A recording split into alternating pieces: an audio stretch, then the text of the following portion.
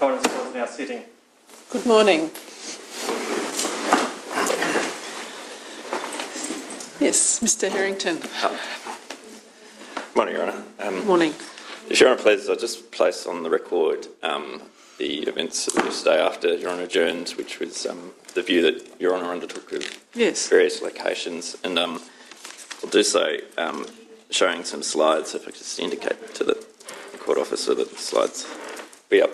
After adjourning, Your Honour, Your Honour and those assisting you first went to the Wake Up hostel and there met with the manager of the hostel, Ms. Kraut, and were shown first to the room where Theo stayed at the hostel, which was in that A-frame cottage.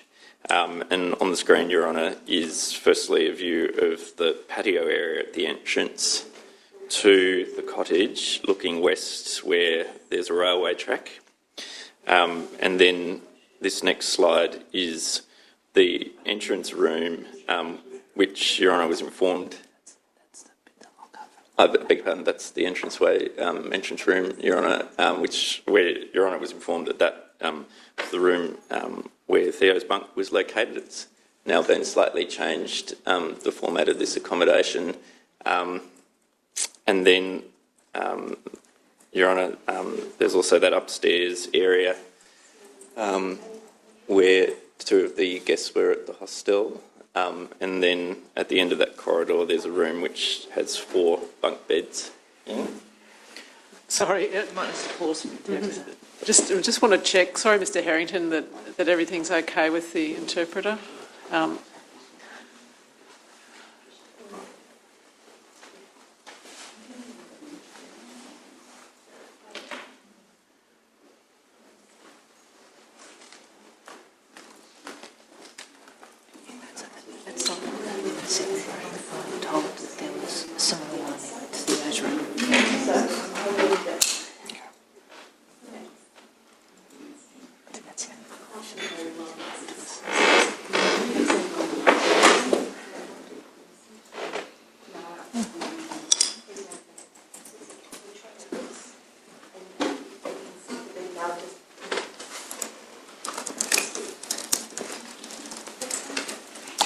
Is everything okay?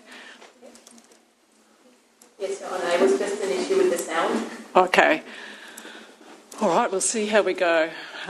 We may have to make some changes because it's, I have to say, it's quite distracting.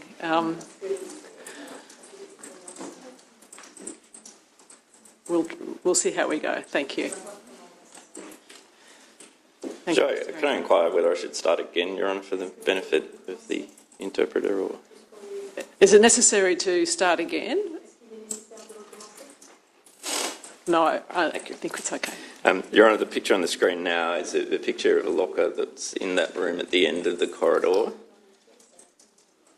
And we were informed by Ms. Kraut that that's a type of locker where Theo, which Theo also had in the room that he stayed in. Your Honour also was taken to the barbecue area of the hostel and saw some features there, including the barbecue tables on the grass area, as well as the hut from which alcohol was available that night. Your Honour then went to Cheeky Monkeys, and there saw several areas of relevance, being firstly the entranceway, and then into the main body of Cheeky Monkeys. Your Honour saw the booth, which is on the screen now, where Theo was seated with the other backpackers that night, and then after that also the area that had the tables and benches, which are on the screen now, and Your Honour will note from the CCTV that that patrons at Cheeky Monkeys dance on top of those tables and the benches. Your Honour also saw that corridor that goes towards the toilets as well. At that point, Your Honour then went with those assisting you to rewalk the route, or part of the route that's indicated by the Google data from Theo's phone. And I'll place on the screen now a screenshot of the Google map that's been marked with a purple colour, and that purple route is the route taken by Your Honour and those assisting you yesterday. Firstly, starting to the left of the screen in Messenger Street. Your Honour walked down South Messenger Street and then into Short Street, then to Patterson Street, where the Milne track starts. Your Honour then walked the initial part of the Milne track, noting that then the Milne track branches out towards the east, and instead of following the Milne track as the Google data indicates, Your Honour continued straight ahead down that sandy path towards the area known as the intersection, which is around in the centre of the map marked 2339. And I should note that Your Honour did this walk with the benefit of Google Earth on a mobile phone, which had a record of each of those pins so that Your Honour could get as close to those pins as possible. At the crossroads, instead of heading east, as Theo was recorded to have done, Your Honour proceeded straight ahead, and that was because the right turn off the intersection was essentially roped off, and a sign was there noting that the area was closed for purposes of bush regeneration. So instead of following the path, Your Honour proceeded straight ahead at the crossroads all the way to where the road is reached, which goes to the Tallows Beach car park. And then at the Tallows Beach car park, Your Honour and those assisting you walked onto the beach. And then firstly south down the beach, that is away from Cosy Corner, down to the area marked there in purple towards the bottom of the map, and a little bit off the beach and into the grassy or vegetated area behind that, in line with where the hat was found, but did not go into the bush to the area exactly where the hat was found.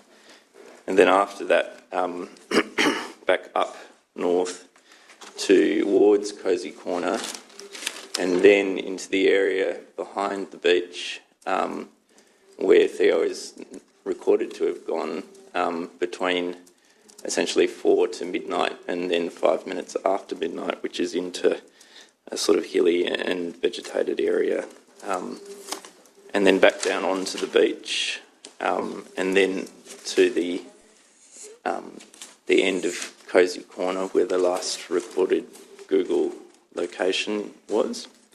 And then for Your Honour's benefit, there's just some, and the benefit of others, there's some photos that were taken. Firstly, this is a photo of the crossroads. That's another photo of the crossroads there. And then in the area of Cosy Corner, in the grassy area off the beach, firstly, Your Honour noted there was evidence of a fire, and then these shots lastly are in a sort of clearing where we suspect that Theo was, with reference to the pins that had been placed on the Google map off the beach, and those are just two panoramic photos of what was at the approximate location where those pins were recorded when Theo left the beach at around 5 to midnight, until about 5 after midnight. and that's the synopsis of the review. Thanks very much, Mr Harrington. Yes, Ms Edwards. Thank you, Your Honour. Your Honour, the first witness today will be Lisa Hayez, and I'll call her in a moment.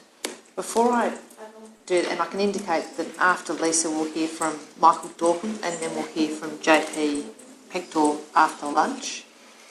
Before I call Lisa, I could just briefly put on the record, Your Honour, that yesterday during the opening a number of maps were presented to Your Honour.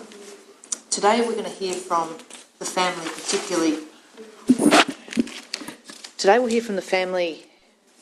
particularly Michael Dorkin, about how they, and I'll use this expression, hacked, and I don't mean that in any way to suggest that it was illegal or improper, but how they hacked into Theo's accounts, including his Hotmail and Google account, and ultimately found his Google timeline and some Google takeout activity. But by way of context, as I indicated in the opening, next week we're going to hear a lot more evidence about Google data, and some of the data presented yesterday, including the yellow pin maps and the information derived from it, was the result of a combined effort. And I haven't gone through the chronology of that yet, Your Honour, because it's complicated, but in short, there was a parallel process to the family efforts involving inquiries by the New South Wales Police, inquiries by Belgian investigators, investigation and then a second set of investigations by Google in the US, information from Telstra, and then analysis and interpretation from New South Wales police specialists. And that's a synthesis of those efforts that was presented to Your Honour yesterday. We have also done our own analysis and have also superimposed some images like the CAP location onto those maps. So that's to give some context that yesterday was a very high-level overview, and we'll hear much more about this next week. Thank you. I now call Lisa Hayez.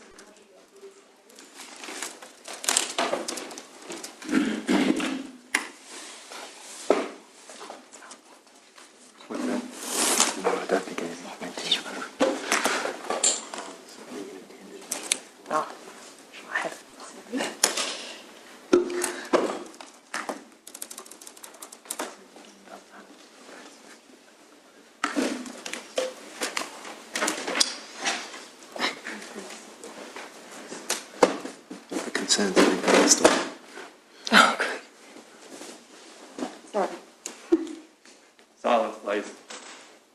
Do you solemnly and sincerely declare and affirm that the evidence you shall give will be the truth, the whole truth, and nothing but the truth? If so, please say aye. I do. Have a seat. Thank you, Lisa. Your Honour will find the statements of Ms Hayez in volume 6 of the brief at tabs 5 and 6. For the avoidance of doubt, the brief was notionally tendered yesterday. I didn't hand it up in a physical form because it's so big, but if I could ask Your Honour to mark the entire brief Exhibit 1. I will do that. The entire brief is Exhibit 1, and could I have that brief brought up here? Or at least just for now, just volume 6. Your Honour, at a convenient time, I just wanted to mention something in connection to some of the family statements, but it might not be the right moment, but just I noticed they're being tendered. I wanted to bring that to Your Honour's attention. Okay, thank you, Ms Palmer.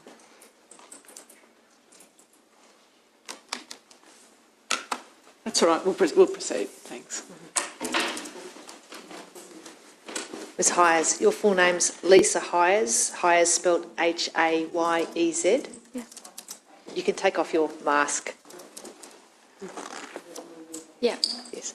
And just to indicate that those microphones are recording you for a transcript, so it won't record a nod, so you'll need to say yes. Yes, okay. Ms Hayez, you were Theo Hayez's cousin. Yeah. And the way that family relationship works, tell me if I've got this right, is that your father is Theo's father, Laurent's brother? That's right. Michael Dorkin is your older brother? Yes. And you have another brother as well? Yes. Ms Hayez, I think you've done 2 statements, one for the New South Wales Police on the 16th of June 2019, shortly after Theo's disappearance. Yep. The other is one that you did with the assistance of Mr Evenden, that's a much more recent statement on the 20th of November 2021. Yes. Have you had a chance to read both of those statements recently? Yeah. And with the exception of one matter that you've mentioned to me, is it the case that they are true and accurate to the best of your knowledge and belief? Yes. If Ms. Hayez, if I could start by going back to your earlier life with Theo. He was your cousin. Yeah. Did you spend much time with him when you were growing up? I did. We used to live pretty close from each other, so we were really close by age, so we would see each other a lot and play with each other, and with his little brother Lucas and my little brother. So yeah, pretty often. I think you're 2 years older. Is that right? A bit more than a year. Bit more than a year, so very close in age. Yeah. Yes. And even though you've got that age gap, is it the case that you actually went to school together in your final year? Yeah, that's right. And that was in 2018? Yeah. Yes. Could you tell Her Honour a bit about what Theo was like at school? Was he good at school? He was really good at school, better than me, I guess. Very thorough, always doing what he had to do for his studies, and yeah, would never miss a day unless he was really sick. And yeah, he was doing like all the hardest things such as science, mathematics, etc. And we've heard there's evidence before the coroner that Theo was an organised and planned person. Was that the attitude that he took to his schoolwork? Yeah, that's right. He always did his homework on time and always did what he had to do on time. And in terms of friends, was he a popular guy? Did he have a lot of friends? I think he had one very close group of friends with really nice people, and yeah, they were very close to each other, doing things together all the time. And some of these friends were in my classroom, so I was kind of friend with them as well. Yeah. And I think you had a few friends in common, didn't you? Yeah, sort that's of the right. same social circles, is that right? Yeah. And we've heard evidence, or Her Honour's got evidence before her, that Theo wanted to do an engineering degree. Could you explain to Her Honour a bit about that? Had he actually been accepted into the engineering degree, or was there something he had to do first? Yeah, so first he had to do an exam to be able to pass. Well, if he passed the exam, he would be admitted in the university. And that exam usually takes place in August or September. So he was going to go home in June and study for that exam to do it and hopefully pass it. And that was a pretty hard exam, is that its reputation? Yeah. And so Theo knew that he was going to have to hit the books when he got back to Belgium? Yeah, he was excited about it. Yes. And that was part of the timing of when he was returning, was to give himself enough time to be prepared? That's right. And in terms of his trip to Australia, was that something that you were aware of him planning for some time? Is that something he discussed with you? So at first I wasn't aware of it until we went on holiday with the school for our last year. And because we have the same name, we were on the plane next to each other. And I was like, oh, so what are you doing next year? And he was like, I'm going to Australia. And I was like, no way. I'm going to Australia too. And that's when we found out we both had plans, but I was going to see my brother and he was going to see his godfather. So we were like, oh, we definitely need to meet there and do some travel together. I see, because your brother, Michael, he was living in Brisbane at that time, is that right? Yeah, that's right. And he'd been there for how long? At that time, 3-4 years. And you were planning to come out to Australia on a working holiday visa. That's right. To spend some time there. And Yeah. You got there before Theo, didn't you? Yeah, I got here in September. On September, the 29th. which year? 2018. Yes. And what were you doing when you arrived in Australia in September 2018? So I arrived here with my mum, and we stayed at my brother's place for a couple of weeks, and he showed us everything that we needed to see in Brisbane, spend time together. And then my mum went back home, and I started traveling on my own, meeting people, going to the Sunshine Coast, and then I was an au pair for a bit. And when did you start planning with Theo about how you would catch up with each other when he came out to Australia? Yeah, so I caught up with him in November pretty much when he arrived, and we started thinking it would be a great idea to be together either for Christmas or New Year's, depending on what we had. Like, he didn't know exactly if he still was going to be with his godfather or not, so we're like, oh, we're just going to see in a month. I'll just stop you there and we'll break that down a little bit. Theo came in November 2018 and arrived in Australia. Yeah. Had you been in contact with him before he flew in on the plane to discuss plans for him coming to Australia? Yes, he was asking me about what bank account he should open, which bank, how should he transfer his money from Europe to here, what was the easiest, what did I do, and things like that, practical things. Forward planning. Yeah. And as the evidence seems to suggest before the coroner, the plan was that Theo would start by staying with his godfather, JP Pector, and his family in Victoria, is that right? Yeah, that's right. And you knew about that? Yeah.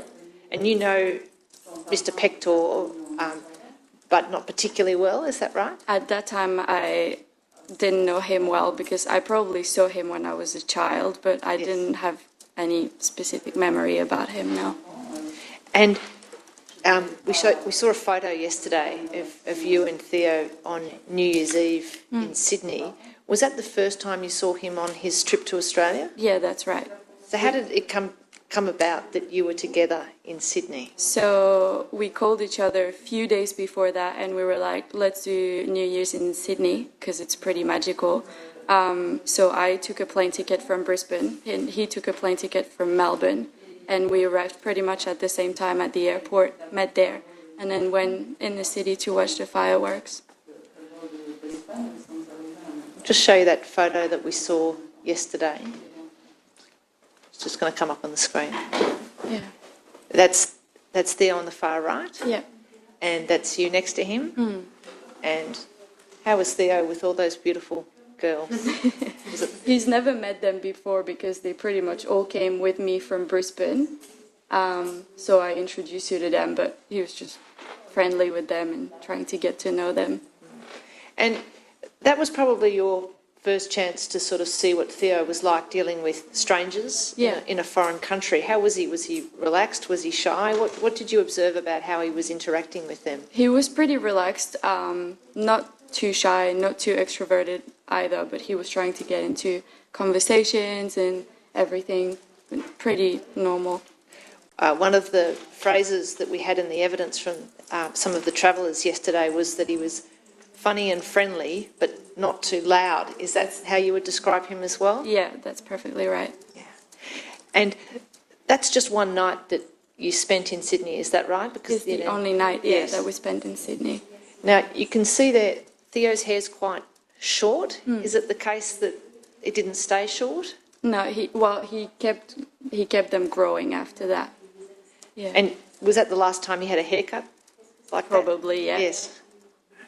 Now, after Sydney, you went to Melbourne, is that right? That's right. And did he travel with you to Melbourne? Yeah, we took the plane on the 1st of January together early in the morning and arrived in Melbourne.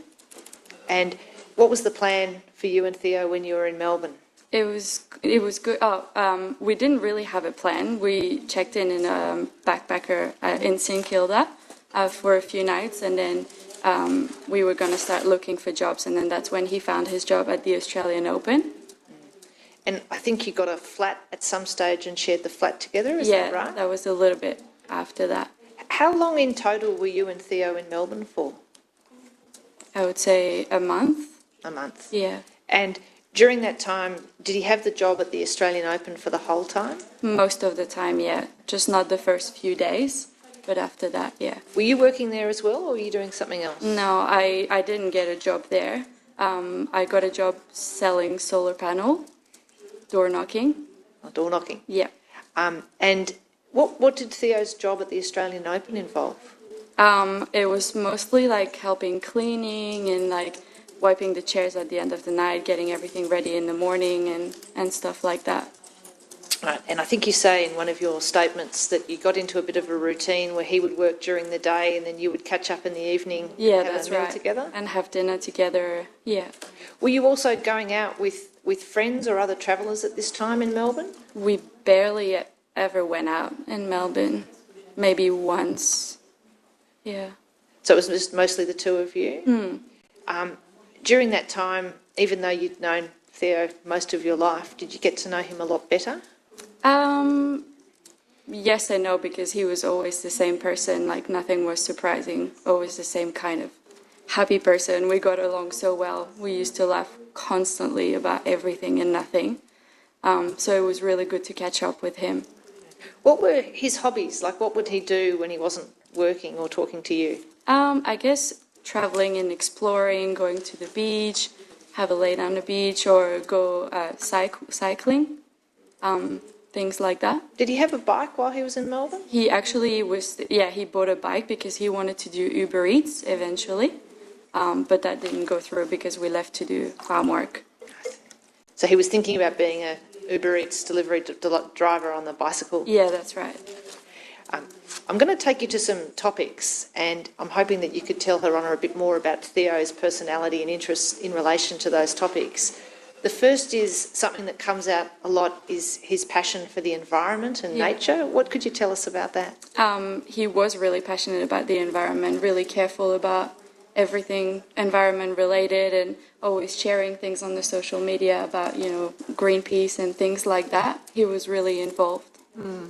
So he was politically engaged with that aspect and felt passionate about preserving the environment. Was he also someone who liked the natural world and going for things like bushwalks? I think so, but he would mostly do things like tourists would do. He wouldn't go somewhere that it's not recommended.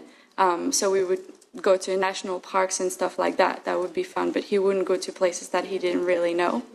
So did you go on bushwalks during that month in Melbourne? We did when we went to do farm work because we were around Shepparton and we went fishing, but nothing special other than that. So not while you were in Melbourne, you didn't go out to any of the national parks there or anything like that? Right. And how would you describe his level of fitness? He was a fit person. We actually had a gym where we were staying, in the apartment we were staying, and multiple times we went to the gym together when we had time at night after work or in the morning before work. But yeah, he was pretty fit. You like to cycle around, is that right? Yeah. What about swimming? Was he a big swimmer? He was a good swimmer, nothing extraordinary, but yeah, he could swim good. Would he swim laps in the pool or just when you went to the beach? No, we went to the pool as well. Can you see him, and you probably know why I'm asking, can you see him going for a swim in the ocean on a cold night? No. Why is that? Because that's out of character. First, he wouldn't do it by himself, not knowing the condition of the water. If it's cold, he would not want to swim, especially in the middle of the night. So that's something he wouldn't do. I know in January in Melbourne it was probably reasonably hot. Did you have any chance to see what Theo was like in the cold? Maybe in Shepparton, did you have any cold nights? We did have cold nights, but then we would put the aircon at like 30 degrees to make sure it was nice and warm inside. He didn't really enjoy the cold. Oh, even for a Belgian? Yeah. Could you tell us about Theo's cap? You say in your statement that he had 3 caps. Yes. Was there something in particular with this Puma cap that was special? I think it was just his favorite one that he was wearing constantly, and it was like because he was used to wear it all the time, and his hair was growing longer and longer, coming in front of his face. That was his way of like protecting his face for coming in front of his hair coming in front of his face. So was he wearing it not just for sun protection, but all the time, like at night? Yeah, pretty much all the time. Was it always the Puma cap? Yeah, most of the time, yeah. And so was that when you were in Melbourne that he was using it to get his hair out of his face? Yeah. Now, I want to ask you about his attitudes to drug and alcohol. Firstly, you say that you didn't go out much in Melbourne. I think in your statement you mentioned that there were a couple of nights where he went out, I think, with people that you knew, your boyfriend at the time and your friends. Is that right? Yeah, that's right. My ex-partner was a bit of a party person. Like, he really enjoyed partying. And there was that one night that we were in the apartment, and he said, I'm just going to go with you for a kebab. And I think they decided to go out together. I fell asleep, but then when I woke up, they weren't back, and then I was calling them, and then they came back not long after, and it sounded like they had a good night, but they were not like completely drunk, or they could speak, they could walk, they could explain what happened during that night. So, yeah. I think the next morning there was some teasing of Theo because he'd kissed a girl and he couldn't remember. Yeah, that's right. And apart from from that night, were there many others where you saw Theo drinking? So when we were doing our farm work in Shepparton, most of the people were drinking quite a lot, like cask of goon. He didn't like it, I didn't like it, and we used to, if we were playing like drinking games, we used to mix it like a little bit of goon with like orange juice or something like that. It makes it a little better. Okay. Not much better, but a little better. So yeah, but he was never drinking as much as the other people there were drinking. In Australia, we have a picture of Europeans having nice wine every night with dinner. Was that what you were doing No. when you were in Melbourne? No. Was the default that you would have some wine or no wine with dinner No. or no beer? No. Like occasionally, if he was around other people that would drink and had a beer, he wouldn't say no to one beer, but yeah. I won't take you to this in any detail, but you've explained in your statement that Theo had a strong personal belief that he was not going to be an excessive drinker or a binge drinker, and that was something he cared about? Yeah, we had people in our surrounding and drinking a lot, and it affected their family a lot, and we could witness that. And I know we had conversation about it, and I know that it was something he really wanted to be careful with and be like, I don't want to have the same kind of experience, so I want to be really careful with alcohol and drug use. With drug use, you say in your second statement that you had seen him being offered MDMA at times and each time he'd declined. Yeah, that's right. Could you estimate for Her Honour how often approximately you'd seen Theo offered MDMA? I would say maybe a couple of times. Did he ever say anything to you about being interested in drugs? Or what about just like a marijuana or something like that? I think if it was something where everyone was sitting around like a campfire or something and sharing a joint, he wouldn't say no to that, but he would never buy anything for himself or for his own consumption. Yeah. And these times when Theo was offered MDMA, it wasn't a stranger, was it? It was someone that he knew and trusted, is that right? Yeah, that's right. So that wasn't the issue, it was more a lack of interest in drugs? He really wasn't interested in doing it. Did you ever ask him why? Like, what's your attitude to drugs, or why don't you want to try it, or something like that? I never really asked because I am kind of the same, really not interested into it. And like I said, we saw in the past the impact that it could have on people. So because I was really agreeing with him, we were on the same page, I didn't really ask why. Sure. Moving to a different topic now, which is navigation. As you would understand, Theo's ability, particularly with Google Maps, is very important. Yeah. Did you observe how he was with Google Maps particularly while you were living together in Melbourne and then in Shepparton? Yeah, we constantly use Google Maps to go everywhere. Obviously, Melbourne was a big city, and we didn't know all the time where to go and how to get to it. And we would use Google Maps for everything, to see the tram, if it was walking distance or everything. So it would be like constantly using Google Maps. He would be better at it than me. Was he the navigator if one of you had to do it? Yeah, he was. And did you ever see him make a mistake? No. You're familiar with the blue dot that appears on Google that shows where your location is in relation to your route? Yeah. Did Theo tend to use the blue dot when he was navigating? Yeah, because it really helped us to see exactly where we were in the city. Did you ever have an issue where the blue dot was a bit late, so you'd set off in one direction and come back? Yeah, that happened when we didn't have like good connection, or if he just reopened Google Maps or stuff like that, but it wasn't for a long time and it didn't get us lost. So had you ever been lost with him? No. What about other maps? Was he just in general with maps, including hard copy maps? Is that something you've ever seen Theo use? Not that I can remember. It was always Google? Yeah. And did you observe him having a habit of using Google Maps even when he didn't need to, like when he knew where to go already but just out of interest would enter it into the search? Yeah, probably, just like as a comfort thing, just to make sure he was in the right area and he was going to the right area. And you'd see him do that? Yeah, or to see how long it was going to take to go from one place to the other, even though we knew how to go to the other place. Have you had any direct experience with him using Google Maps to enter one location and then just keep it open in the background as a map so he could see where he was at different times? Yeah, that's what we would usually do. Right.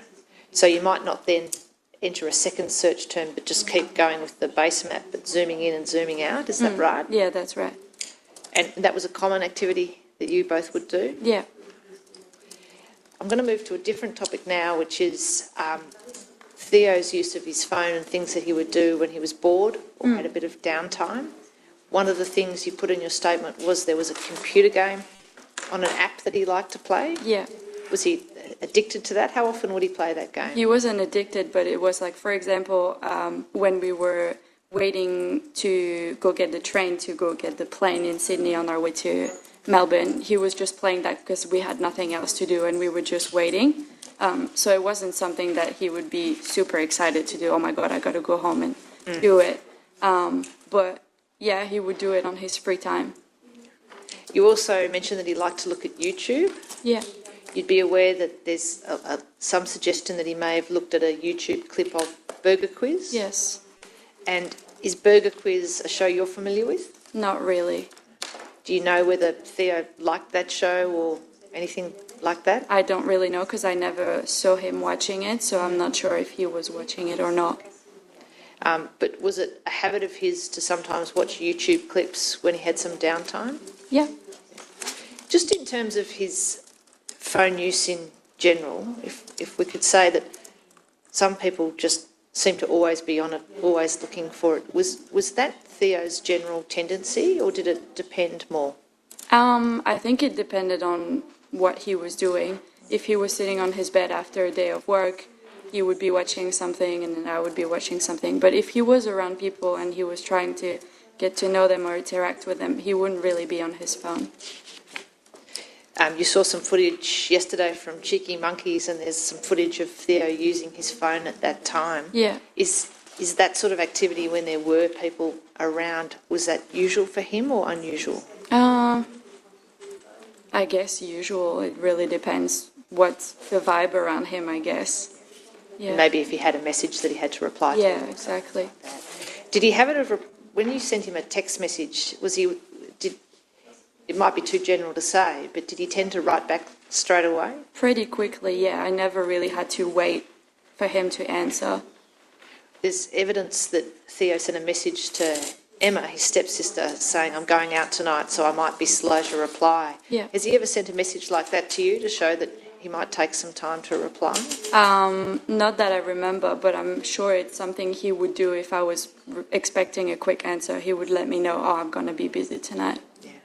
Do you know how his phone was protected in terms of whether he had a fingerprint or a faceprint or a password that you had to enter into? So the thing is that when we were together in Melbourne, it was another phone, and I knew that he had like fingerprints and a password for that one, but I'm not sure about the Oppo phone that he just bought. Because that wasn't when you were together in Melbourne? No. Or in Shepparton? No, it wasn't. Now, the last topic, and I'm going to take you to in relation to the time when you were in Melbourne and then in Shepparton, is about his attitude to risk. Did you ever see Theo do anything risky or dangerous? Never. Did he show an interest in adrenaline-based activities like jet skiing or abseiling or rock climbing? Not that I know of. And you were discussing his travel plans. Did he ever suggest that he wanted to seek out those sorts of exciting activities? No, apart from surfing, which is something he really enjoyed doing, we never really talked about anything else. In terms of when you were out at night, did you ever see him get into an aggressive confrontation with anybody? Did you see anybody be aggressive towards him? Not that I can remember, no. What about at school? Did you get a sense from school as to how he might react if somebody was aggressive towards him? I know that I had an issue with someone at school where someone was violent with me and he got really angry but never became violent or anything. He just felt like it was unfair, not just for me, and he was defending me and protecting me, I guess, but he wasn't being violent or anything. Do you have any recollection of him at school even getting into something like a fist fight? No, never. What was his English like, and if I could say, your English is exceptionally fluent. Was Theo like you, or was he not as fluent?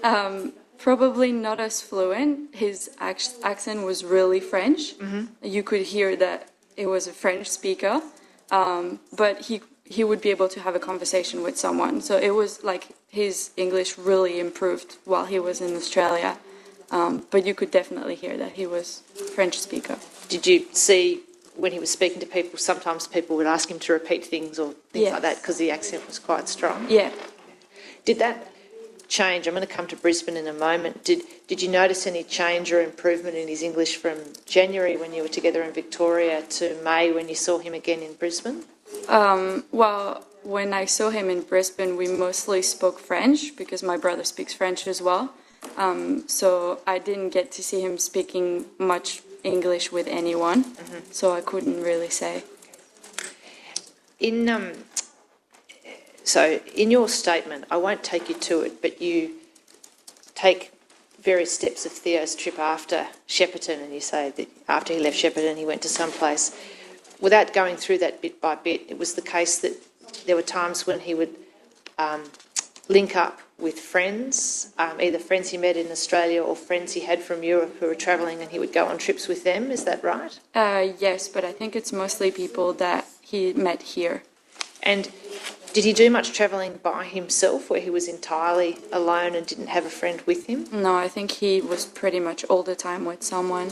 So was that experience in Byron Bay where he arrived and had no plans to meet up with someone, was that quite an unusual aspect of his travels? I think the situation is he would arrive in a new place maybe by himself, but then meet someone there and keep travelling with the person. So that was most of the time the case. So maybe he would have arrived here and then met someone and kept travelling with them. Yeah. And so you parted ways, temporarily. Was that in February 2019? Or? Yes. Yeah. And how often were you in contact with Theo until you saw him again on the 25th of May? It was pretty often, at least multiple times a week, just to check on each other and make sure we were okay. And he would explain to me his travel, what he was doing, and the same for me. Yeah. And what was your method of communication? Mostly texting on Messenger. Facebook Messenger? Yeah. Or we would call each other or text normal. Is he more of a texter or more of a phone call person, or a bit of both? I think a bit of both. And you're aware that he also used WhatsApp and Instagram Messenger and Snapchat? Yes. Is there any way you could tell us why he would use different messaging platforms for different things? Did he have a preference or any particular choice as to what he was using? I think it depends more on the people he was talking to. I guess his stepsister was on WhatsApp, so he would speak with her on WhatsApp. I was mostly on Messenger, so he would speak with me on Messenger and things like that. With his friends from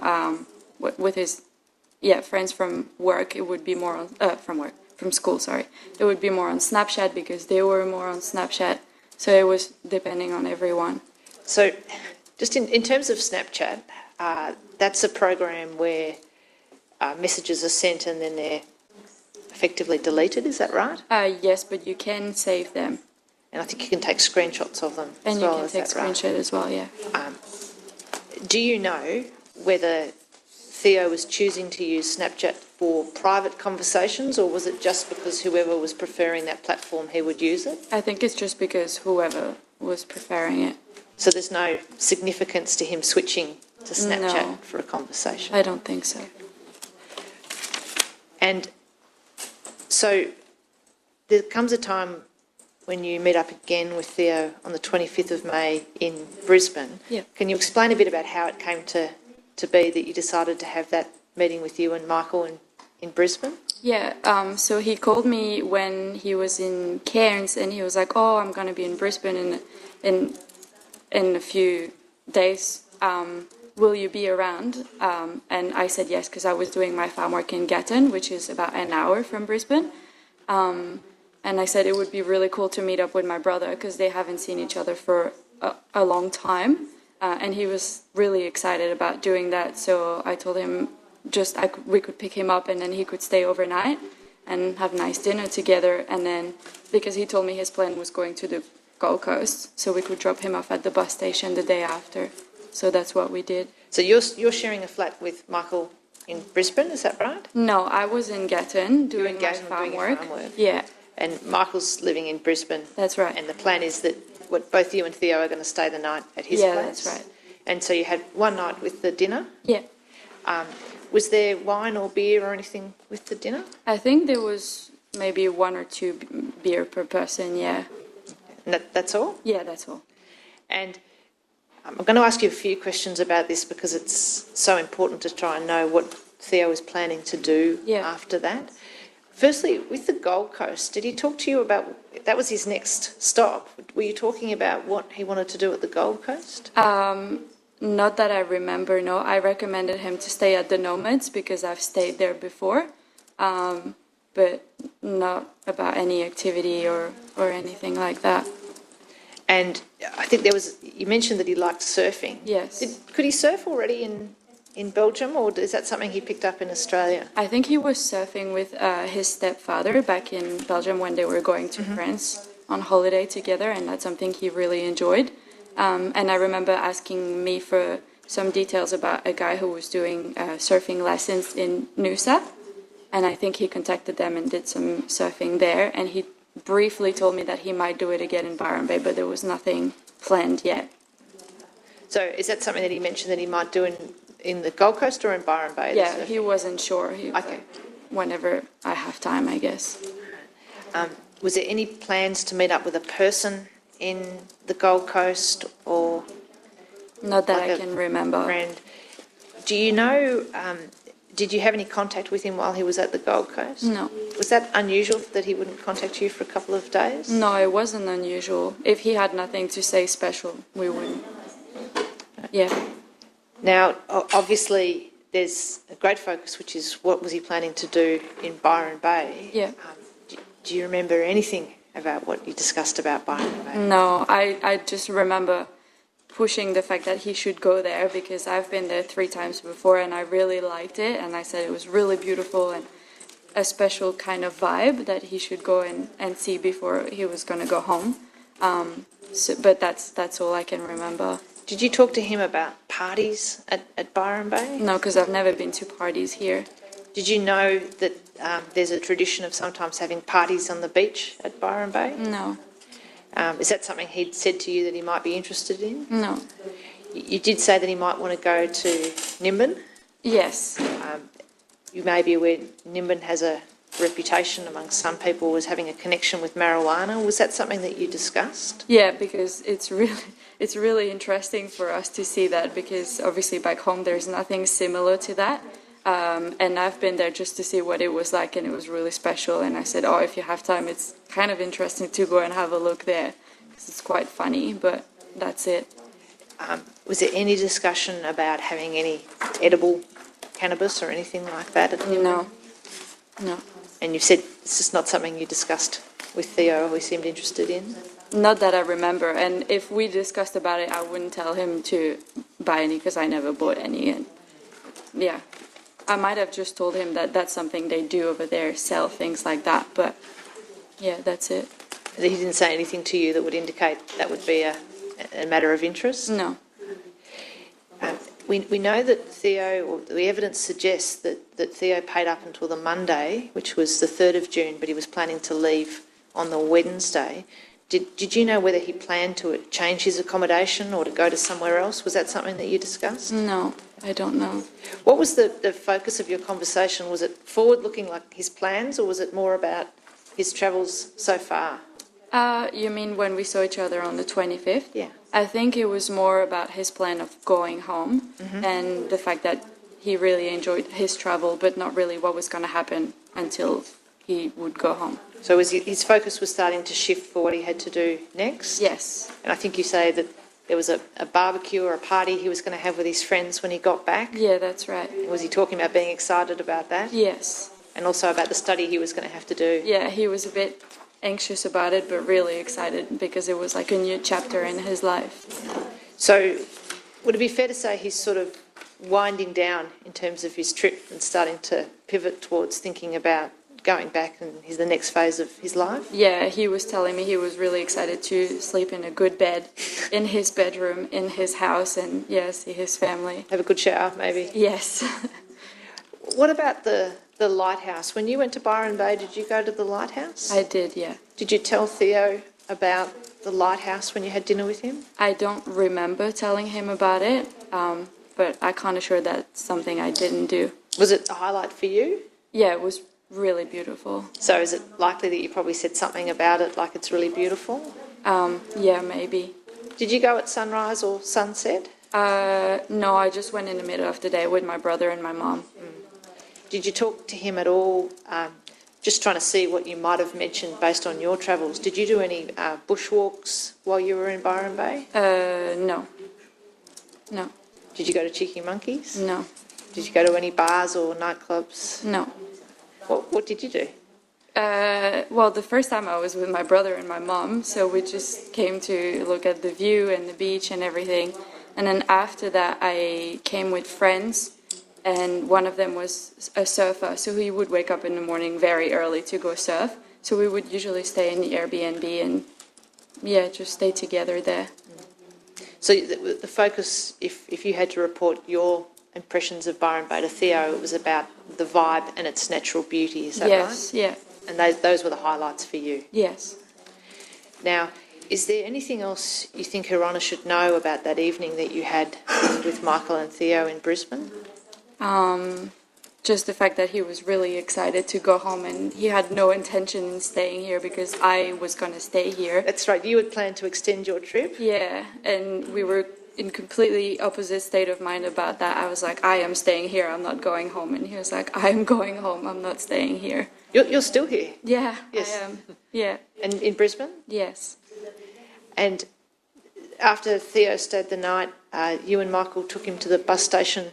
It was actually me and my ex-boyfriend, yeah. I see. Yeah. And was there any discussion in the car again about what he planned to do next or what he was looking forward to next? I think we mostly talked about the fact that I really wanted him to hug all my family from me because he was going to go home and I wasn't. So I remember saying, please say hi to everyone, give them big hugs from me and things like that. And that was the last time you spoke or had contact with Theo? Yeah, that's right. That might be a convenient time. When I come back, I'll move to Lisa's report. Okay, we'll take a break now and we'll come back at 12:05. Please all stand.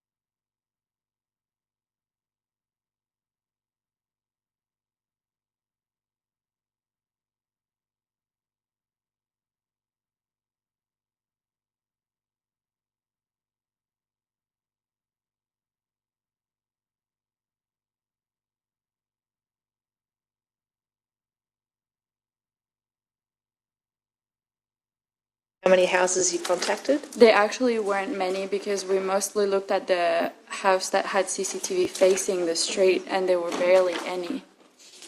And so was the process that you and Michael would physically walk out, look to see whether there was any CCTV, and if there was, knock on the door and ask if you could get it? Yeah. And again, there wasn't much, but if there was some, and you've outlined it in your statement, you'd contact the police to tell them these people have CCTV. Is that right? That's right. Yeah. And you also indicate in your statement that once you got the Google timeline, you did the walk yourself from Cheeky Monkeys to Tallows Beach? Many times, yeah. And what was the purpose of doing that walk many times? I guess trying to be in his head, trying to be like, okay, let's do exactly what he did and see maybe what was going on in his head, what was he doing, what can make sense, and all those nonsense, I guess. And did you do the walk at night for that purpose as well? Yes.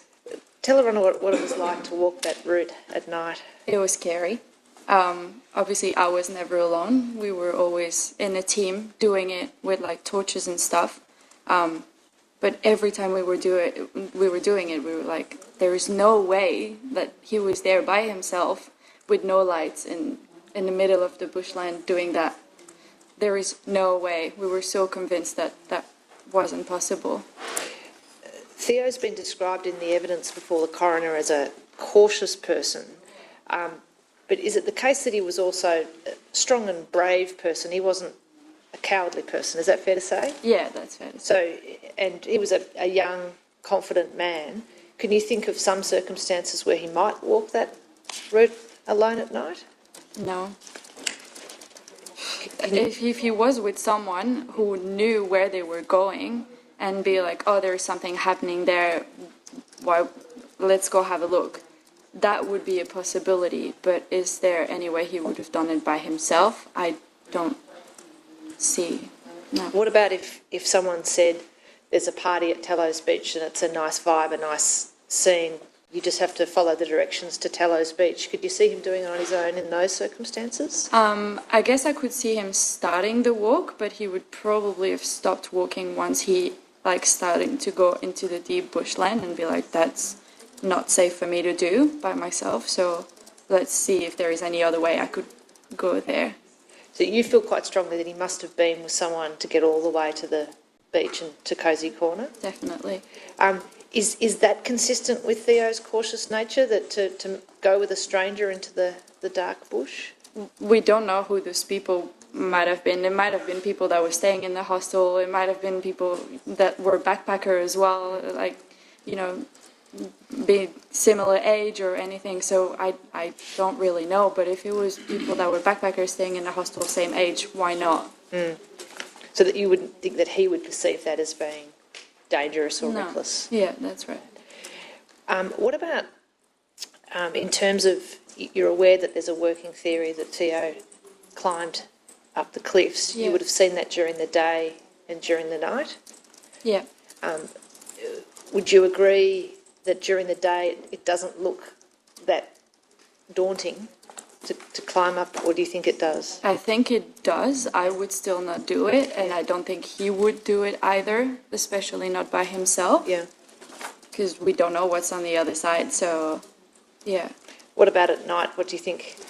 That's even worse. There is no way. He would imagine that it's a safe thing to do. Yeah. And I take it, have you walked up at night? Yes. All the way to the top? Almost. Right. Yeah.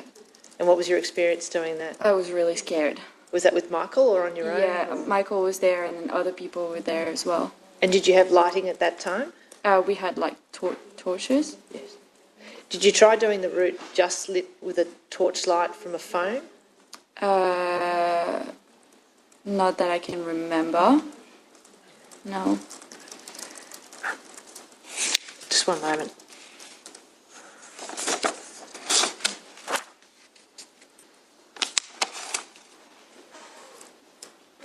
If I could, I don't know if the witness has her statement in the witness box with her. Do you have volume? Yeah. If you go to tab 6 at paragraph 26. Yes. At paragraph 25, you talk about the man that was seen on the CCTV footage that looked like Theo. At paragraph 26, you describe Laurent, who's Theo's father, receiving a message from Lou Guy-Maury on the 10th of June. That was a conversation that she had an exchange with Theo on Facebook Messenger about a U2 concert. You remember that? Yeah, that's right. And you might recall in your first statement when you were with the police, you translated the French aspect of that Facebook Messenger conversation between Lou and Theo. Yeah. Having viewed that now, do you feel confident that that was Theo engaging in that conversation and not someone else? I can't be 100% sure, but I think it was, yes. Was it consistent with the way he expressed himself, both in French and then just in the use of his words? Yes, but it was a very short sentence and it was just pretty much repeating what she just said. Yes. So, yeah. When you first read it, did you have any instant concerns that it was a different person or someone else? My first impression is that he was probably busy doing something else and it was just an automatic response from him, that he wasn't fully focused in the conversation. So you think it's consistent with him being with somebody else and maybe not having his full attention on the message? Yes. Yeah. Assuming that Theo watched some portion of Burger Quiz that night on YouTube, would that be consistent? Would he do that with somebody else being present? That one was a bit of a weird one because if it was to show it to someone, it might have been just a short clip to show it to someone else, but it was in French. So did he want to show it to that person and translate it to them, or was it a French person he could have been with, or, yeah, that didn't really make sense to me. I see. And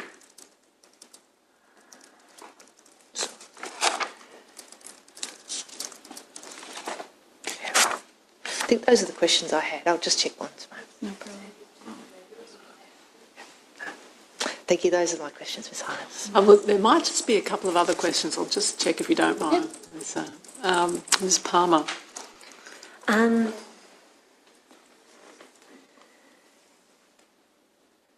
Your Honour, it might be convenient.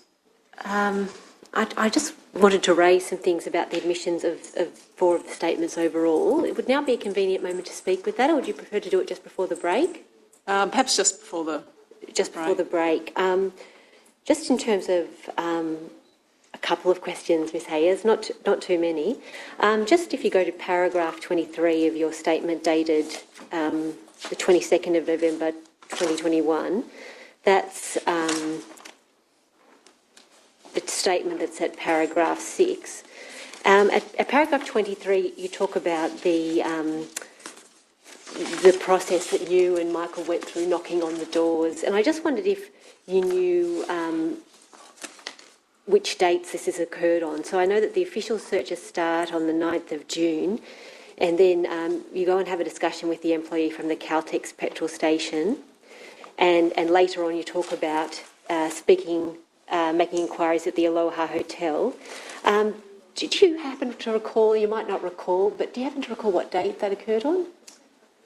I don't remember exactly what day it was, because we did it over a few days. Yes. So I wouldn't be able to say exactly what day it was. So probably in that period then of that weekend you arrived, and maybe a couple of days subsequent to that as well. Maybe the 8th or the 9th, something like that. Thank you. The only other question I had was in relation to paragraph 26, and you indicate in that paragraph that you had the impression arriving at the police station that police had the Facebook data that you'd provided them for 3 days and that they had not accessed any of it. Were you aware at the time that they were legally not permitted to access that data? Was that explained to you at the time? No, not that I can remember anyway. Thank you.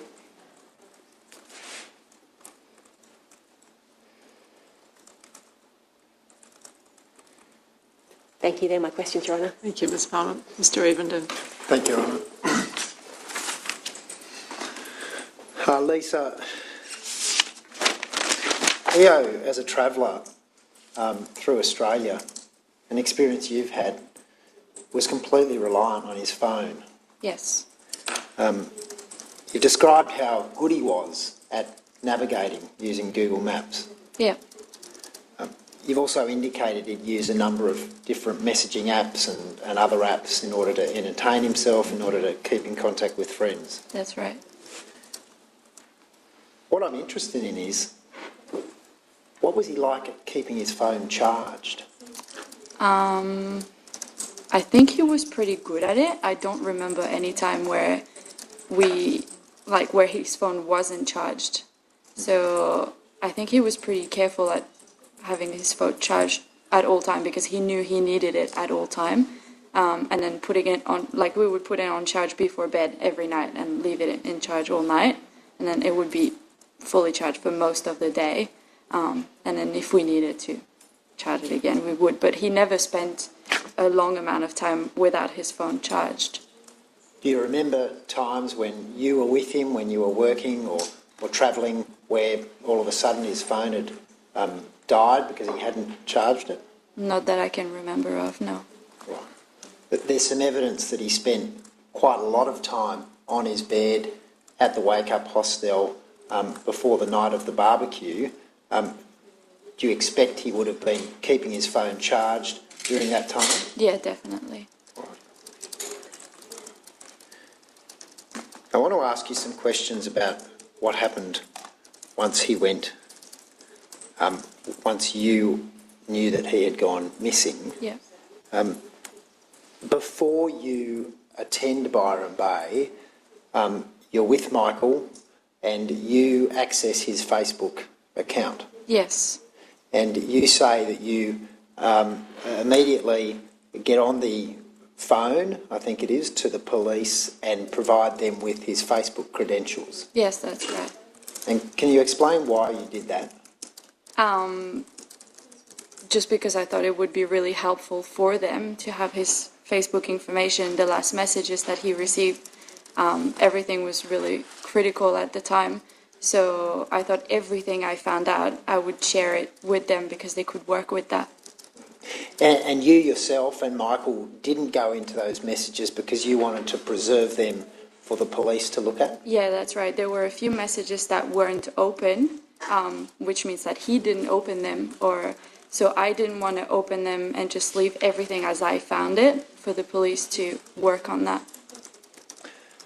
Do you remember which police station you contacted about that? I am pretty sure it was the Byron Bay police station. Right, and do you have any recall of who you spoke to? No. But your expectation was that the police would follow up on that information, access his Facebook account. Yeah.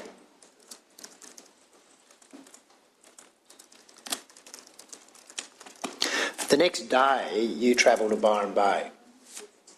And this is the morning after you've posted on a Facebook site for volunteers to assist you. Is that right? Yes.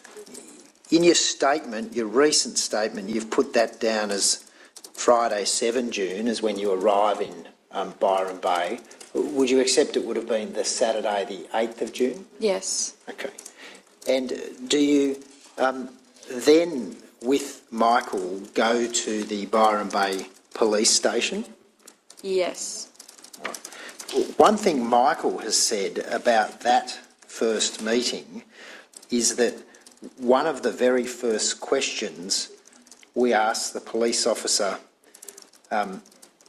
when Lisa and I met police at the Byron Bay police station on that morning was whether or not they would be able to access his phone records and his social media accounts. Do you have any recollection of that first attendance at Byron Bay police station? To be honest, not much, because we've been there so many times that everything is a bit confusing. All right. You were with Michael the evening before and obviously travelling to Byron Bay. Had there been discussion between you about getting access to Theo's digital accounts? Yes. So we thought it was obviously essential to get access to his account, but we had very little information. And at the time, we thought everything was linked to, like, that he had a Gmail account, and we thought that everything was linked to that Gmail account. And we tried to enter it, but it wasn't working. And it's only later, a few days after that, we realized that everything was linked to his Hotmail account. Okay. Your Honour, could the witness be shown volume 1, please? Yes.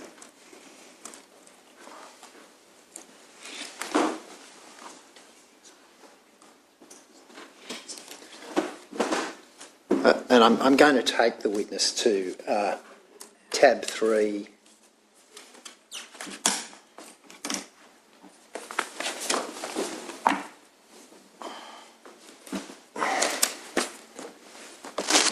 Annexure 3, page 20. Tab 3 or Annexure 3? Behind tab 3 is an Annexure 3. This one?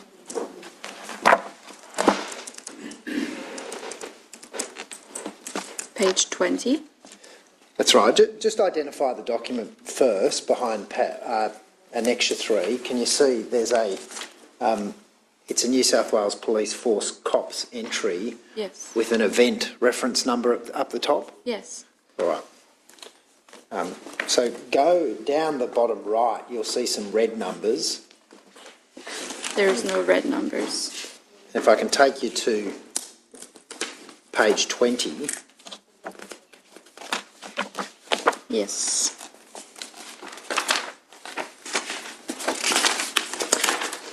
During the weekend, you were joined by JP. Yep. And on page 20, you'll see a record from the Sunday, quarter of the way down the page, indicating that he has had a meeting with police at Byron Bay Police Station. Do you see that? Yes. Okay.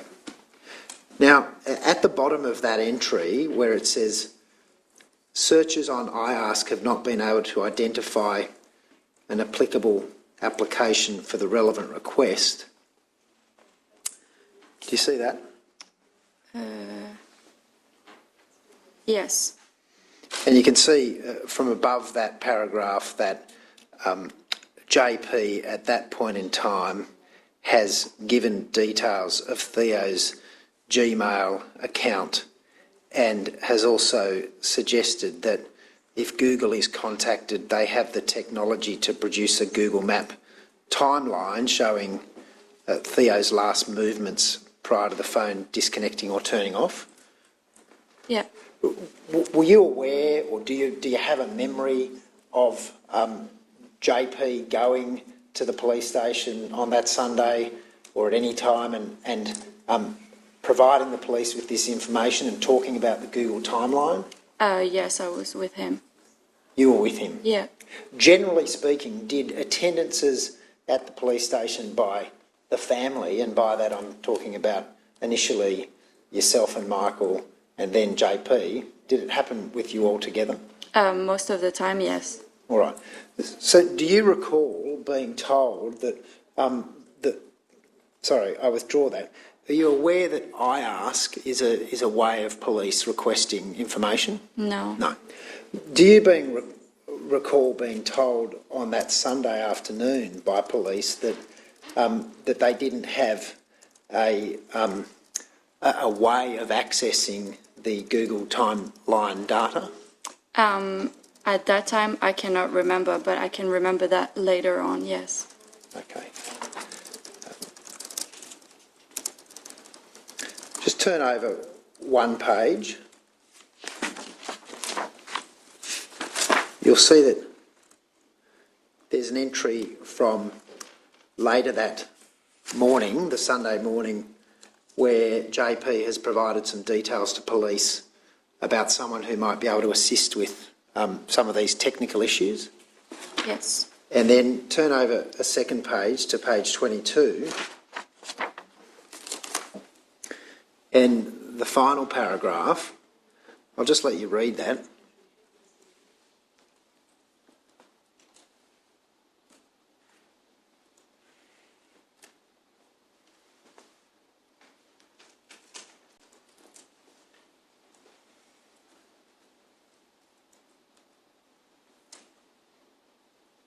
Yeah.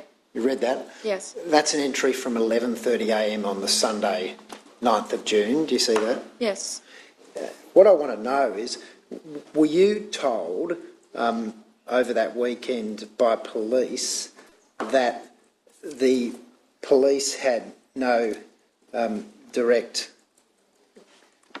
ability to communicate with Google to access the metadata on Theo's phone to work out his whereabouts? I don't think so.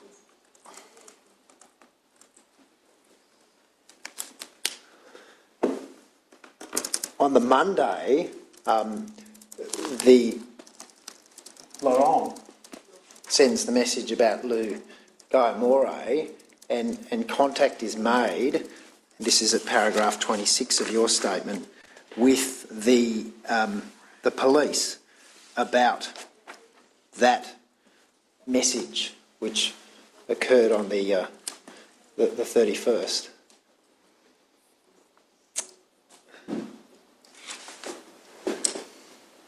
At that point in time,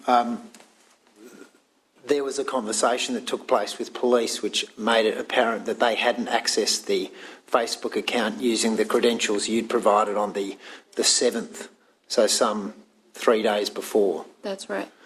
What did that trigger in terms of the focus of the family from that point on? Well, we were, in our head, we were like, okay, as soon as we find something, we've got to give it to them. And they'll have the power to do something about it and, you know, to look into it more than we do because they will know better than us. And then we realized that it was taking a while and we thought it was pretty urgent to find out those information. So we kind of switched back on trying to find out more ourselves. Mm-hmm. Right. You've been provided with a copy of the brief of evidence, or you've had access to the brief of evidence? Yes. You've had access, have you, to the statement of the officer in charge, Senior Constable Parker, the first statement? I'm just going to take you to a part of that, paragraph 43. What that indicates is that on the Friday, the 14th of June, so now we're skipping ahead from the Monday, where you've become concerned about access to the digital accounts, to the Friday, where the officer in charge and acting Inspector Eriksson have a conference with Belgian police with their missing persons unit, who indicate that they were obtaining social media app information and Google information to assist investigators. And were you aware that cooperation was going on? I knew that they had meeting together, yes. Okay, all right. And did you understand or were you told at any stage that Belgium had a better capacity to obtain this information than Australia? Not that I can remember. All right.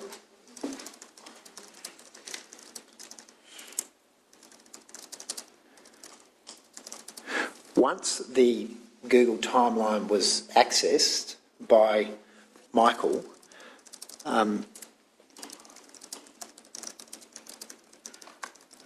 you had that information, you and the volunteers had that information in order to do something about it. At the beginning, it was just us. We didn't share it with anyone because we had conversation with the police and we thought it was better to keep it confidential. Well, that's what we were told, just in case there was a foul play. Is that how you say it? Foul play. Yeah. So we didn't share it. We didn't share the map with the volunteers. Mm-hmm. But I was trying my best to indicate them on the right side of town. Okay. Like I didn't give them anything, but I was like, can you please just go that way? And they did it straight away. Mm. Yeah. You told Councillor Sisting just minutes ago that you walked that track many times. Yeah. Do you remember when the first time you walked it was? The first time I walked it probably the same day we found the data. Well, Michael finds the data at night. Then it was the day after. Okay. And do you remember who you were with when you walked it? The first time, I can't remember. Michael, by this stage, has gone back to Brisbane? Yeah, then it would have been... it would have been with Laurent and the friend that was there with him. And then I can't remember exactly who it was. All right. You have indicated in your statement that the day after you got access to Theo's Google account, members of the homicide squad asked you to come to the police station. That's right. Can you tell us what happened there? Yeah, so I got a call from them asking me to come with my computer to the office, and then I got told then that they weren't allowed to connect on their own computer to his Google account, and that's the reason they asked me to come in. So we went through my activity and the Google timeline together. I was showing them everything we found, and they were taking notes and pictures of it. Okay. Michael initially accessed the Google timeline, and then later he was able to download the entire activity. Yes. Do you recall whether the activity showed the accuracy of the GPS data? Not that I remember. All right. So when you went to the police station, that was Byron Bay Police Station? Yes. And you spoke to homicide detectives? They called me. Yeah, and it was the homicide squad, and then I went there with them. And it was with them, the two of them. In your statement, you've indicated Peter Rudens and Louise. Louise, yeah. And then was your expectation after that information would dramatically change the focus of the search that was coordinated by police? Yes.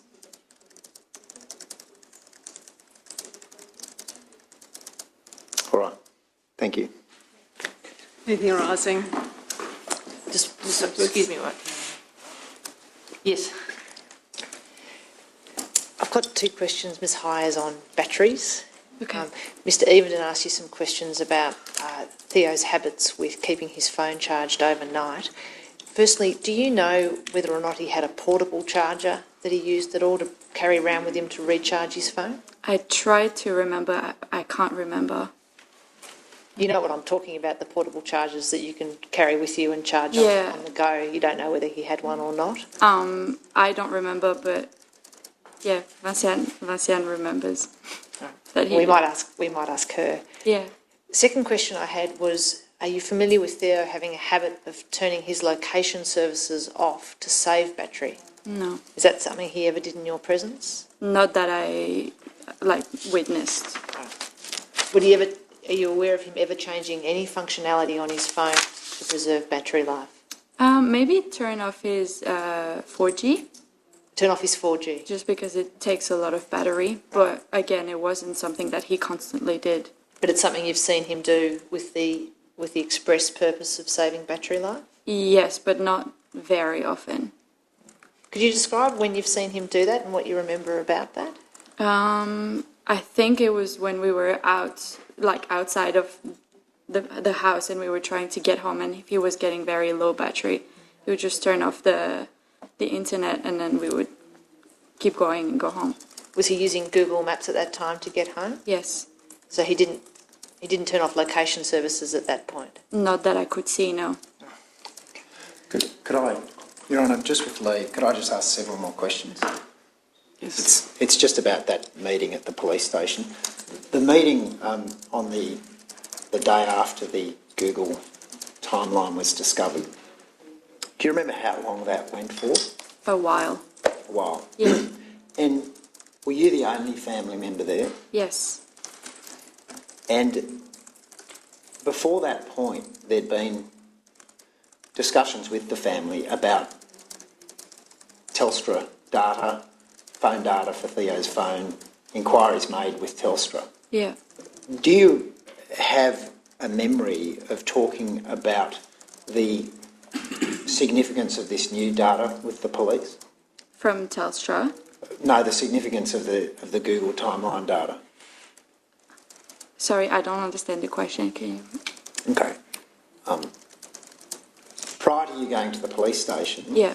the family had been told by police about inquiries that were being made with Telstra Yes. in relation to whether they could assist with the last location of Theo.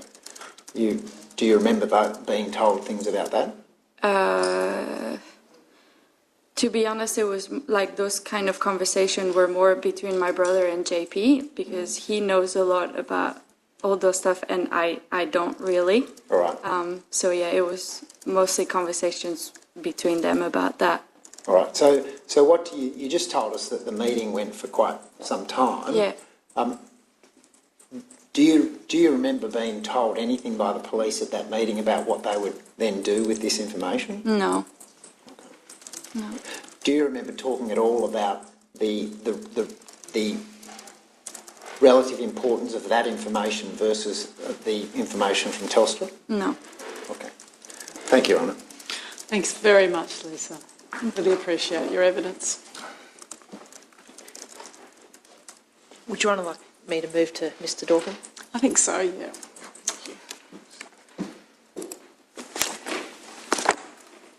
I call Michael Dorcom.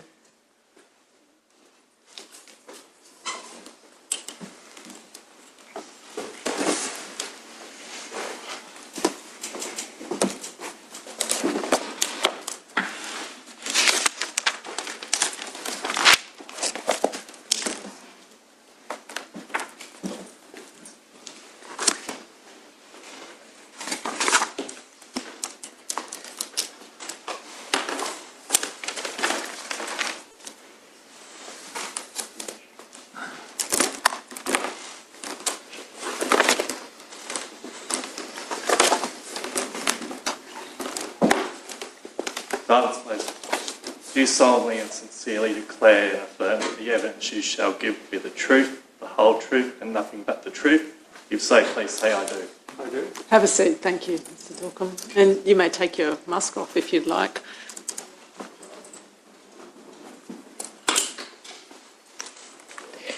Mr. Dorcom, is your full name Michael Dorcom, Dorcom spelt Dorkhom? Yes. Mr. Dorcom, your cousin was Theo Hayez? Yes. So Lisa's my half sister. Yes. So we have different fathers, and Theo is her cousin on the dad's side. Yeah. And that's why you have a different last name? That's right. And you might just have to keep your voice up a bit because Sure. you've got a soft voice. Sure. You've provided a statement that's dated the 21st of November 2021. Yes. Have you had an opportunity to review that statement recently? Yes. Is it true and accurate to the best of your knowledge and belief? Yes. You've also had a number of conversations with the team assisting Her Honour throughout this process, Yes. and you also had regular engagement with the investigation itself in terms of trying to access information that might have happened to Theo. Yes. You were here this morning when Lisa Hayez gave evidence. Yes. I'm going to take your evidence in a different order, and I'm going to start after Theo was reported missing and take you through some of the steps that you took to try and uncover some of his social media accounts. Sure. If you'd like to access your statement while we do this, it's at tab 11, volume 6. Yep. Do you have that there? Yes. And if you want to start at paragraph 13.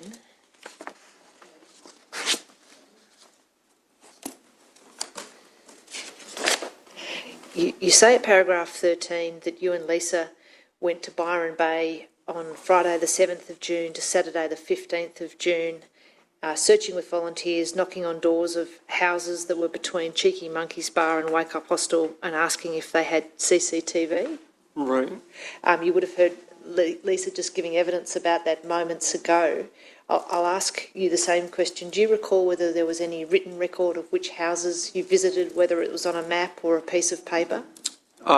I believe we took pictures of the CCTVs that we could find, but other than that, nothing else was documented. No. Would those pictures have some form of data or metadata which would show the date on which they were taken? They probably would, yeah. And moving to paragraph 15 of your statement, what I'd like to do is go through with you the chronology of key events that occurred as you tried to gather information about Theo's social media accounts. Is it correct that the first breakthrough, if you want to put it that way, is on the 7th of June when Theo's mother manages to access Theo's Hotmail box? Yes. And she did that, to your understanding, by using a password that she was aware of and entering that into Hotmail, and that revealed his Hotmail account. Is that right? That's right, yep. You reviewed Theo's Hotmail messages at that time, and while there wasn't anything of note, you realised that having access to that email account was an opportunity for you to perhaps access other accounts by way of email verification or authentication when you try to access other accounts. Is that That's right? Yep.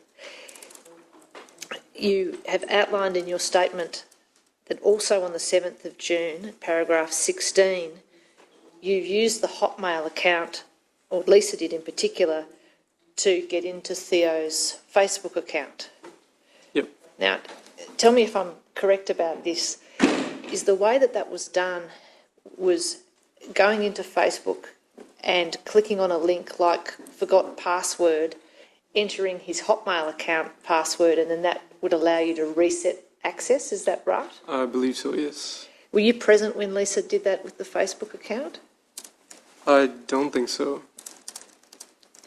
And is it the case that you're aware that Lisa sent the credentials of that Facebook to the police because you wanted to keep them abreast Yes. of what was going on? Yes. Did you personally have any contact with the police on the 7th of June in relation to the Hotmail account or the Facebook account? Not in relation to the accounts, I don't think.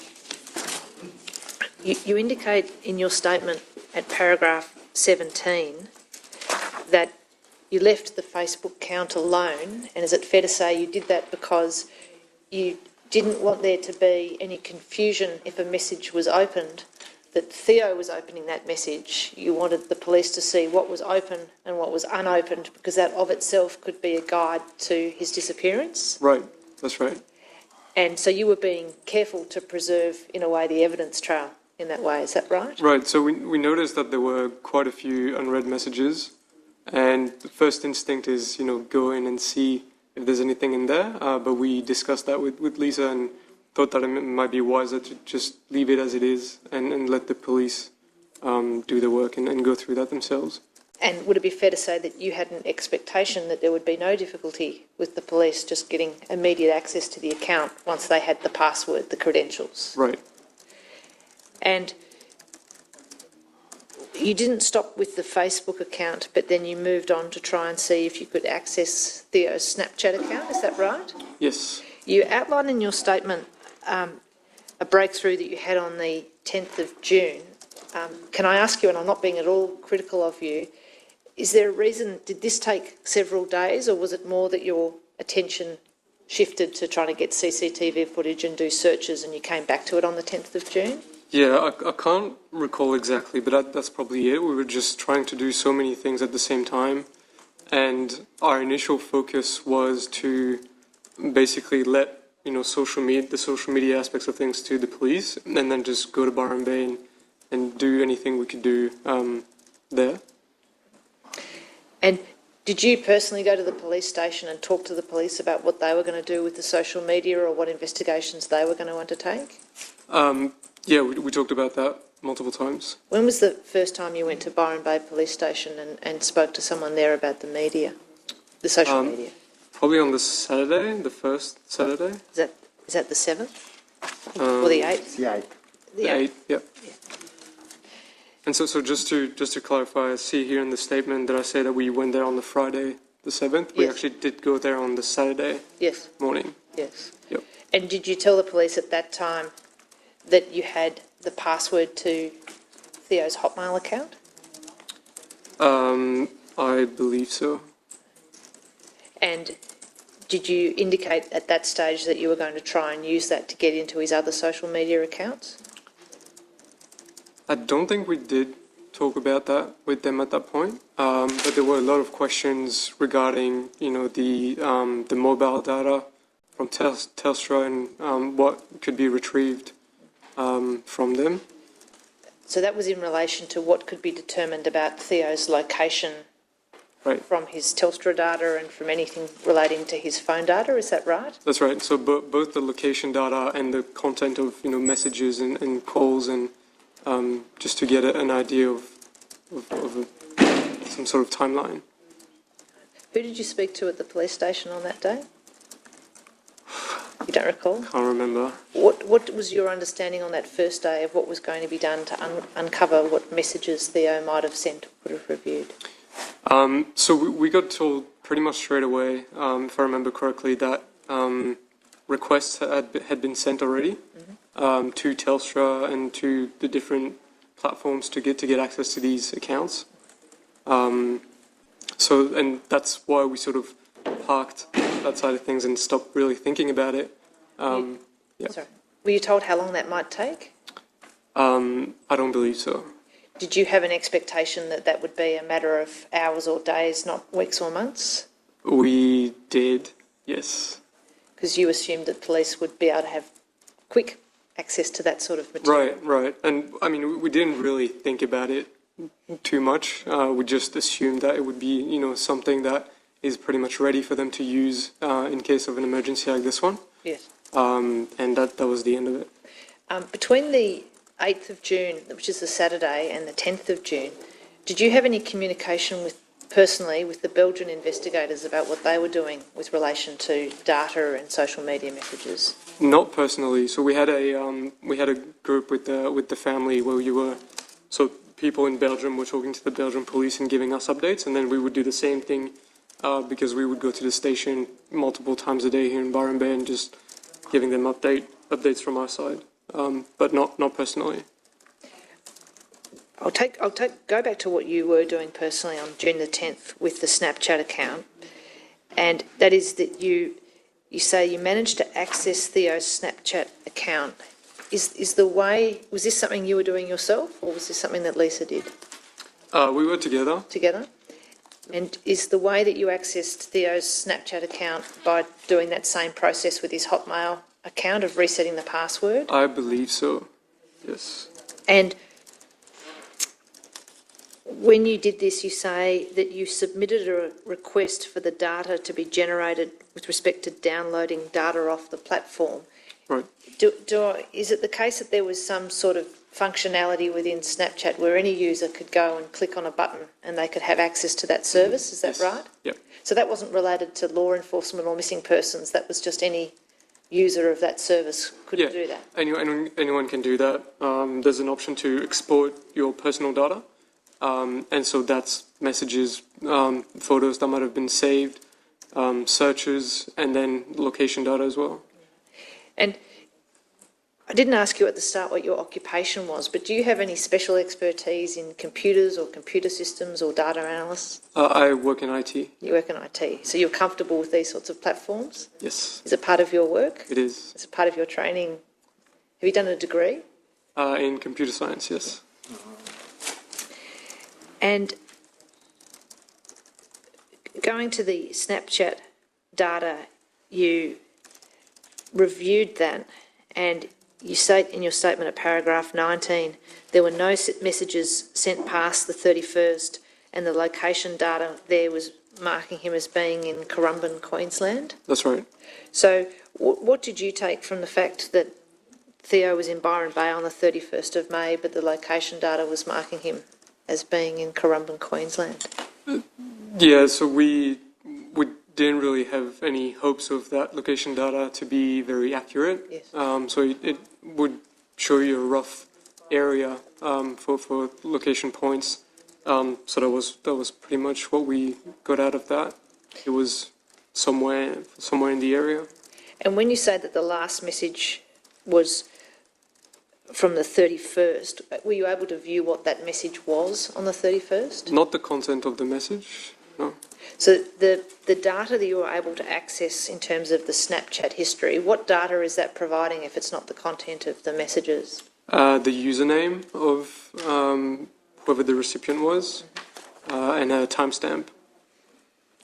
And was it also that there was a location stamp, but you had some doubts about its accuracy after you saw that Currumbin entry, is that right? Right, that's right. Was there any way, to your knowledge, other than the process that you went through, to access the content of actual messages on Snapchat? I don't believe so. Was that something that you were expecting the police might be able to do? No. Why is that? So I don't personally use Snapchat, but I know that messages and photos get deleted if not saved. Yes. So I guess we had access to everything that had been saved, but if it hadn't, then I guess it was just lost. You go on at paragraph 20 of your statement to say that there were accounts that you couldn't access, including Instagram and WhatsApp. When you say you couldn't access them, do you mean that method of using the Hotmail password to reset the account, did that not work with Instagram or WhatsApp for a particular reason? Right, so for Instagram he had 2 accounts, and we might have gotten access to one of them, not the main one. I can't recall exactly, but yeah, so we weren't able to recover or reset the password using that same method for Instagram. And then for WhatsApp, you can't really recover an account without having the physical phone. Or you can recover the account, but you can't recover the messages that were on the original phone. So we were stuck with that one as well. And again, you said 20, you hoped, just based on an expectation, that the police might be able to get more information than you were able to provide. You outline it at 20 of the statement that there was a Gmail address, and is it fair to say that everyone in the family was working on the assumption that if Theo had a Google account, it would have been attached to his Gmail address? Yes. And is that because it just seems counterintuitive that a Google account would be linked to a Hotmail address? That's right. And so for some time, the Gmail address was the focus of how you might be able to access that Google account? Yes. Did you know, sorry, I'll withdraw that. You indicate at paragraph 21 that you then tried the Hotmail account to see whether or not there might be a Google account linked to that. Do you recall when you did that, what day you did that? That would have been on the 14th, I believe. The 14th of June? Why do you think it would be on the 14th of June? Because that's when the reset password request was sent for that account. Is that, you're saying that clearly, is that because you've done some sort of record or you have... Yeah, there are some emails in his Hotmail inbox, to show that the request has been sent, and that was on the 14th. Mm-hmm. And you indicate in your statement that, to your surprise, you were asked for a password, and that gave you an indication that he must actually have a Google account. Is that right? Right. Now, this process, tell me if I'm correct, took longer than the other processes in terms of resetting the account and getting straight into the information. Is that right? That's right. So there was a series of stages where you had to do a bit of detective work. Is that fair to say? Sure. Because the first thing you did was you started the forgot password process, and that wasn't going to work with the verification of a text message because you didn't have the phone, so you couldn't get the text message. Right. So you tried that, but that didn't work out. Yes. Then you used an authentication method of asking a question, and the question was when Theo had created his account. Yes. And then you dug through his Hotmail inbox to try and work out when he had created that account. Is that right? That's right. And that let you find an email from the Google service and an email from YouTube and allowed you to input that into a recovery form, and that let you get a verification code, but this time not through a text message but through the email account at Hotmail. Is that right? Yes. And again, you're working this out essentially through trial and error and just trying different things to see if they work? Yes. Yep. And that email with the reset link appeared in Theo's inbox on the 16th of June. So is it the case that it took 2 days for you to step through this process? No, so the request was sent on the 14th. Yes. But it took 2 days for the request to be approved by Google. Right, so you were just waiting after you submitted it on the 14th? Yep. And it came back on the 16th? That's right. Do you recall what time it came on the 16th, or do you have a record of that? We do have records. I believe it would have been around 8 p.m. Brisbane time. And is it the case that one of the first things you did after you were able to access his Google account was to go into a function called Google Timeline? Yes. And that's because you thought there was a possibility that there might be a map or something that would indicate where Theo had gone? Yes. And in fact, you were able to get a Google Timeline on the 31st of May. And I might just see if we could put that timeline up on the screen.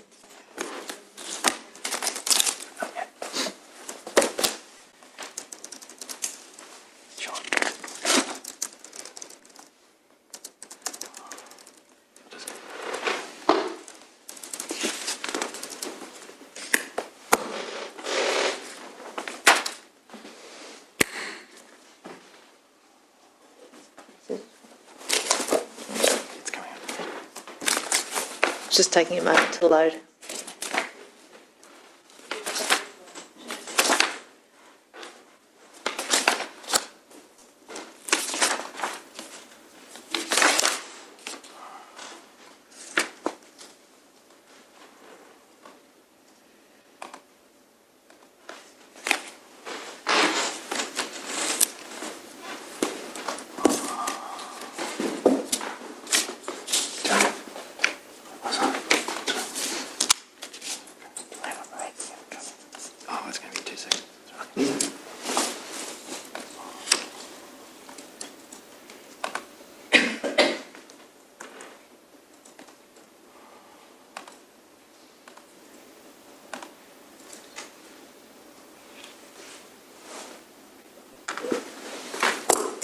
Is this the timeline? Yes. And there's a blue portion and a red portion on the screen there. Yep. Could you explain what the blue portion represents to your understanding and what the red portion represents? It represents the pace at which he was travelling. One being just walking and the other one being going a little bit faster than average.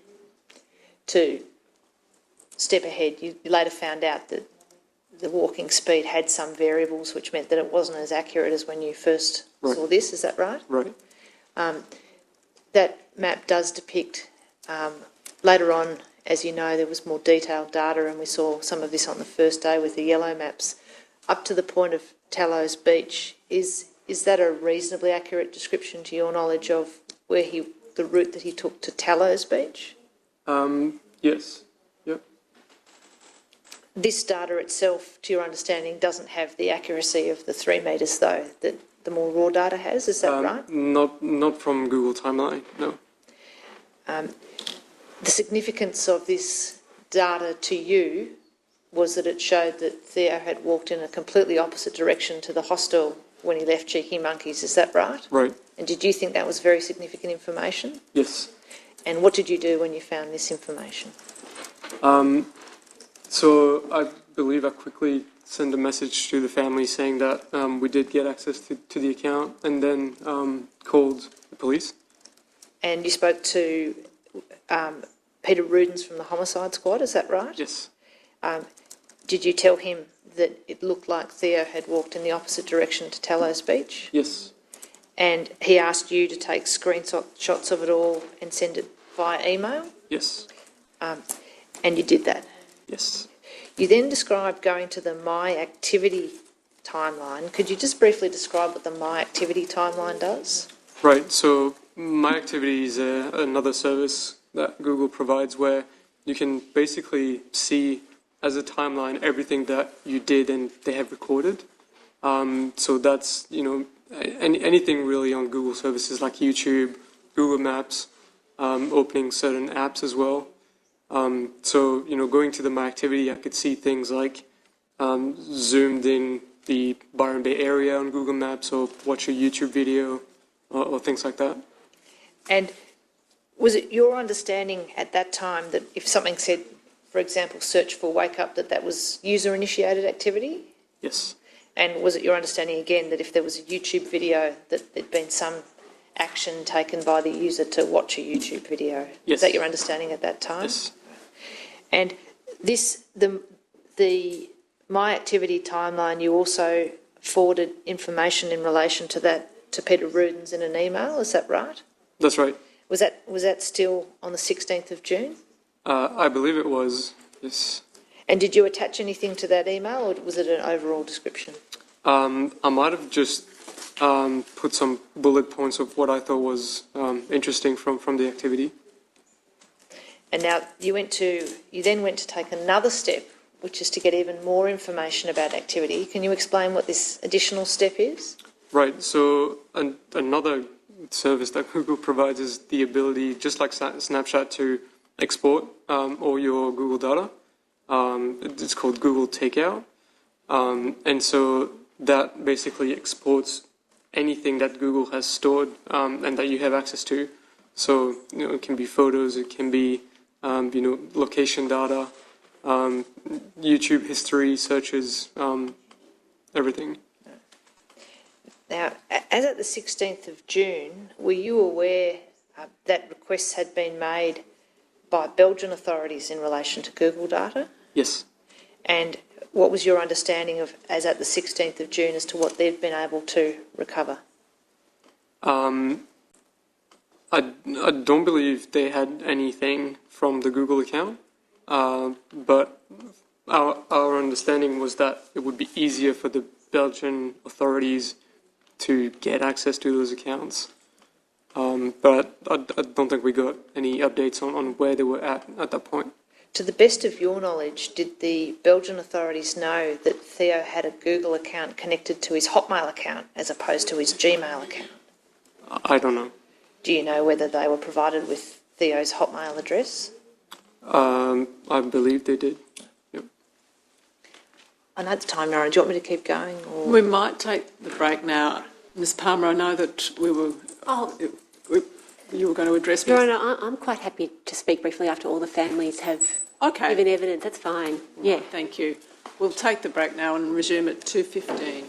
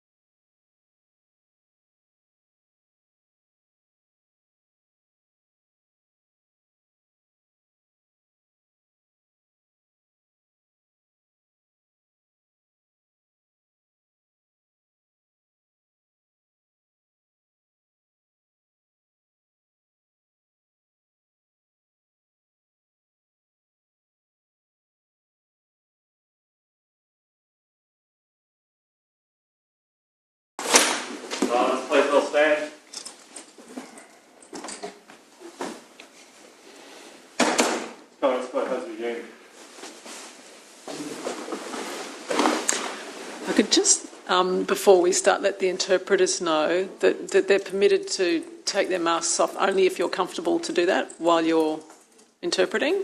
And I understand that will be better for the sound. Yes, Ms Edwards. Thank you. Mr Dorcombe, do you have your statement there? Yes. If I could take you to paragraph 26. You got that there? Yes. In that statement, you outline that you made some observations on the My Activity timeline of Theo's account, and you mention a YouTube video at 12:23 a.m. Do you recall now whether or not the My Activity provided a link which you could click on and go through to see the video? I believe it did, yes. Did you do that? Did you press the link and watch it? Yes. And was that the burger quiz clip that we've heard about? Yes. And did you watch the whole thing? No. Was there any way of telling from the My Activity log, to your recollection, how long that clip had been watched or played? Yes. And how long was that? I think it was a couple of minutes, the first couple of minutes. Do you have any screenshot or anything that would indicate the length of that time? I believe I do. Would you be able to keep in contact with the assisting team so we can see if we can get some of that material from you? Yes. Thank you. I'm going to move back in time shortly, but is it the case, to complete this part of your statement, that on the 17th of June you interrogated the raw location data as much as you could to see what more you could find about the route that Theo took to Tallows Beach and beyond? Yes. That you identified that there was a location point at 12:56 a.m.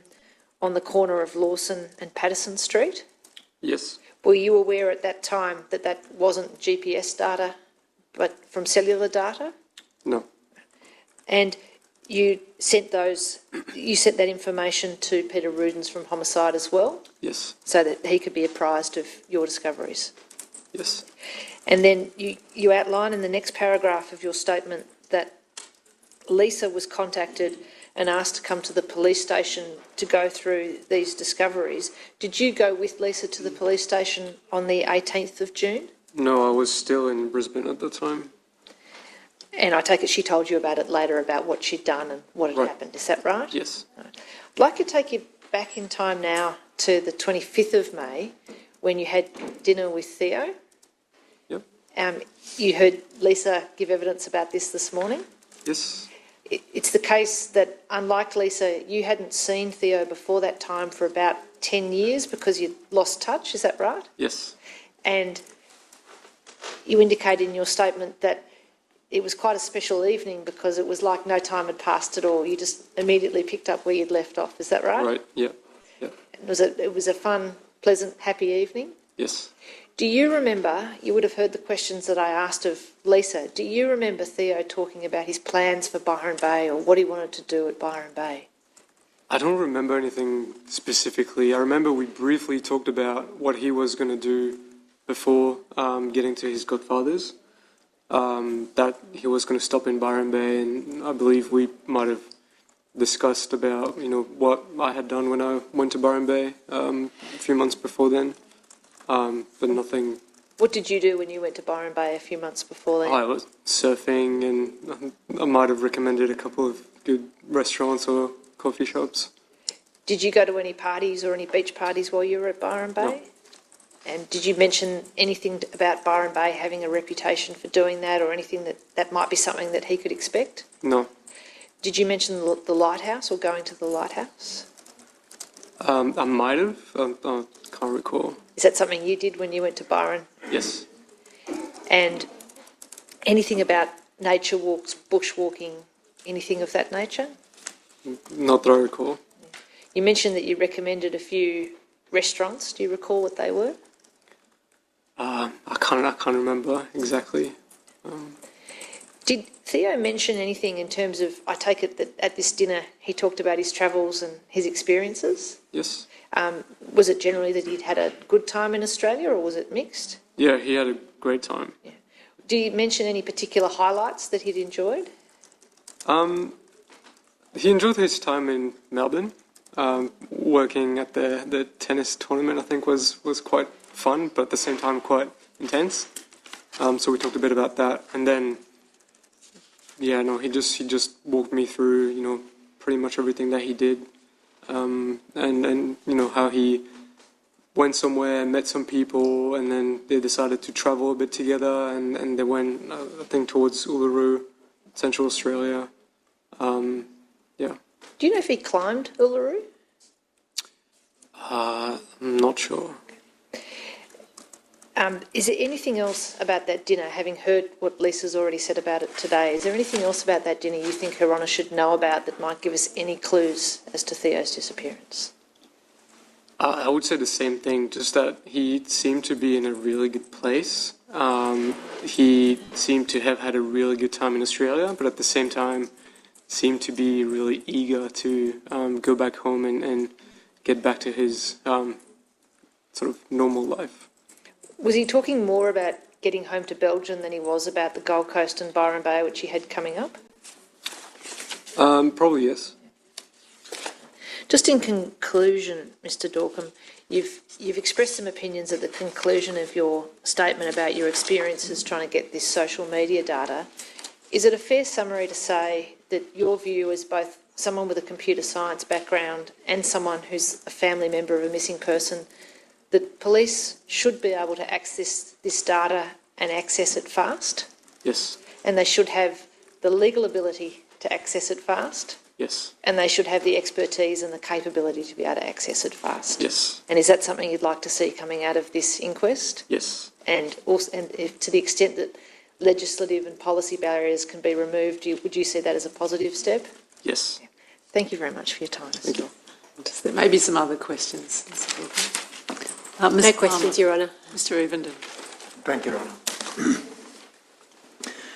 Michael, you travelled down with Lisa on the morning of Saturday the 8th of June. Yes. Did you arrange to pick someone up to bring them down to Byron Bay? Not on the morning of the Saturday. Okay. No.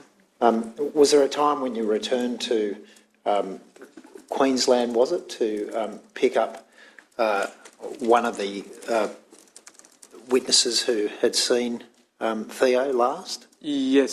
So when we found out that Theo had become friend with Antoine on Facebook, we reached out to him and started chatting, and we ended up asking him if he would be willing to come to Byron Bay to help us or talk to the police.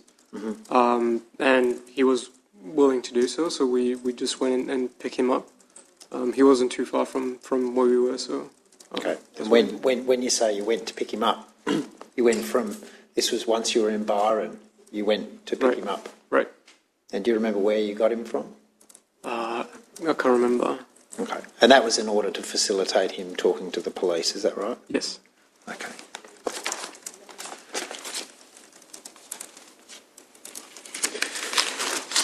Now, you gave some evidence that it was the 14th of June when you accessed or used the Hotmail account to be able to then send a message to reset and get access to Theo's Google account. That's not in your statement. How is it that you now have that recollection? So I was able to get back into the Hotmail account recently and found the email that I got saying that the request had been submitted on the 14th. Okay. Yep. When you were able to access the account, you called Peter Rudin straight away. Had you had some dealings with him previously? I believe so. All right. Do you have a recollection of that conversation that night that you accessed the Google timeline? Yes. All right. Can you tell us how long you spoke to him for?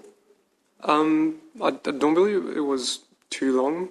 I just told him that I did get access to the account, asked him what the next steps would be, and that's when he asked me to send some screenshots So he asked me to describe what I was seeing with the timeline and the different routes that I could see, and then asked for me to send screenshots via email. Right, and so you sent him 2 emails that night. First of all, the screenshots. Right. And that was at about 9:30 that night. Yes. And then about 20 minutes later, 25 minutes later, you sent him some comments that you had discovered, such as that Theo had looked up Wake Up several times in Google Maps between 11 p.m. and midnight, that he'd watched a YouTube video at 23 past midnight, and that he'd looked up the itinerary for the backpackers again at about 50 minutes past midnight. Right. Right. In terms of the location data that you discovered at that point in time, do you recall a discussion with Detective Rudens about the significance of that data? Not in particular. All right. Up to that point, the family, as I understand it, had been told that police were making efforts to access Telstra information. Is that right? Yes. And do you recall up to that point what you'd been told in terms of what was being, or what attempts were being made to access that data? Yeah, so I believe that they had some information from Telstra at that point, and basically was telling them that the phone had pinged somewhere around the lighthouse area last in the morning of the 1st of June, Saturday. All right. And had the uncertainties in relation to that data been conveyed to you and the family? Yes. All right. Now, once you discovered the Google timeline data, in your mind, in terms of the accuracy of that data, how important did you think it was? Critical. And as compared to what was known from Telstra information already, how important was it? Very important. Well, it was confirming that, it was the right thing to focus on that area, but also it was giving a lot more details versus the broad area that they had shown us from the Telstra data. All right. Do you remember whether you discussed the significance of that with Detective Rudens? I don't recall. Sorry, you don't recall? I don't recall. All right.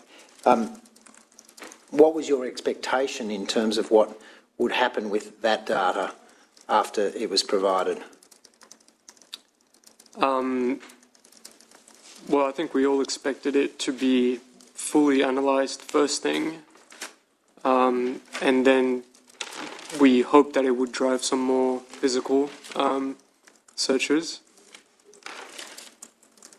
The next day, when you accessed the My Activity timeline and the Google takeout, you were then able to get information about the actual accuracy of the location data. Is that right? Yes. And you indicated in your statement at paragraph 28 that it allowed you to, or it provided details on how accurate each part of the route was. Can you explain that a little bit more?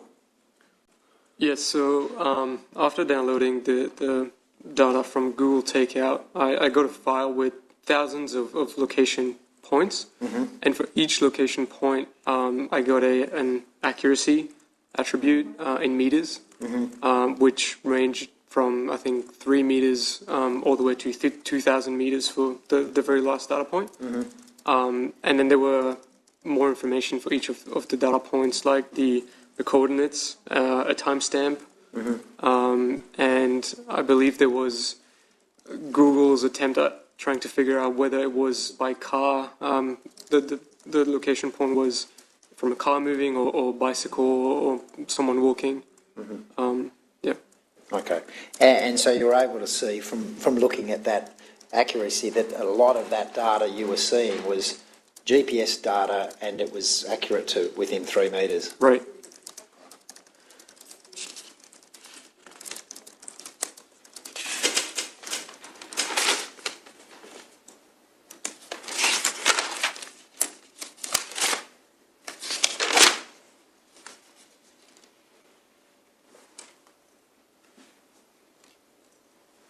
All right. Thank you, Your Honour. Thank you.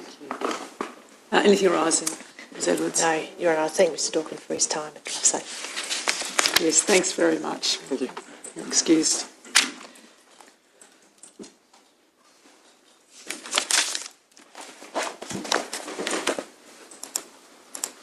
Yes, Ms Edwards. Your Honour, the next witness is Mr Pector.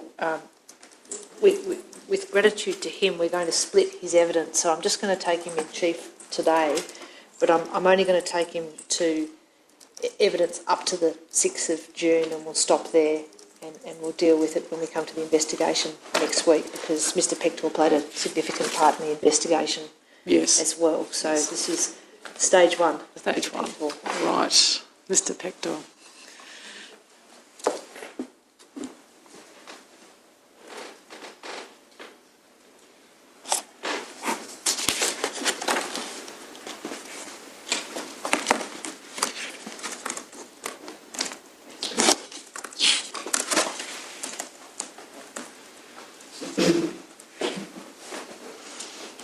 Silence, please. Do you solemnly and sincerely declare and affirm that the evidence you shall give will be the truth, the whole truth, and nothing but the truth? If so, please say I do. I do. Have a seat, thank you. Thank you.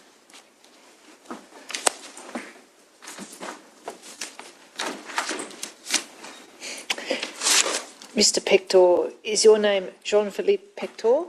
It is? You're a landscape architect? Yes. And you live in Victoria? Yes. And are you known generally, certainly to those who know and love Theo Hayez, as JP? In Australia, I do. Now, you live in Australia, but you're from Belgium, is that right? Correct. Do you want to tell the court a bit about how it is that you've come to live in Australia? It dates back to a bit before 2000 when I met Julia. Your wife? An au pair, my wife was an au pair at the time at my neighbor's house, and we ended up meeting at some point. She was learning French and had no one to talk to in French that she knew of, and it kind of facilitated our approach, and we end up knowing more about each other, and then she had a really good friend who visited her also from Australia, and her good friend, I offered her to stay at our place so she could be close to Julia, and so we end up spending even more time together and learn about each other. And Julia went back to Australia. At some point I decided to go and meet her again by doing a tourist trip to Australia in 2000. About the time where Theo was born, I was in Australia when Laurent called me on Brunswick Street. I remember it was such a wonderful news.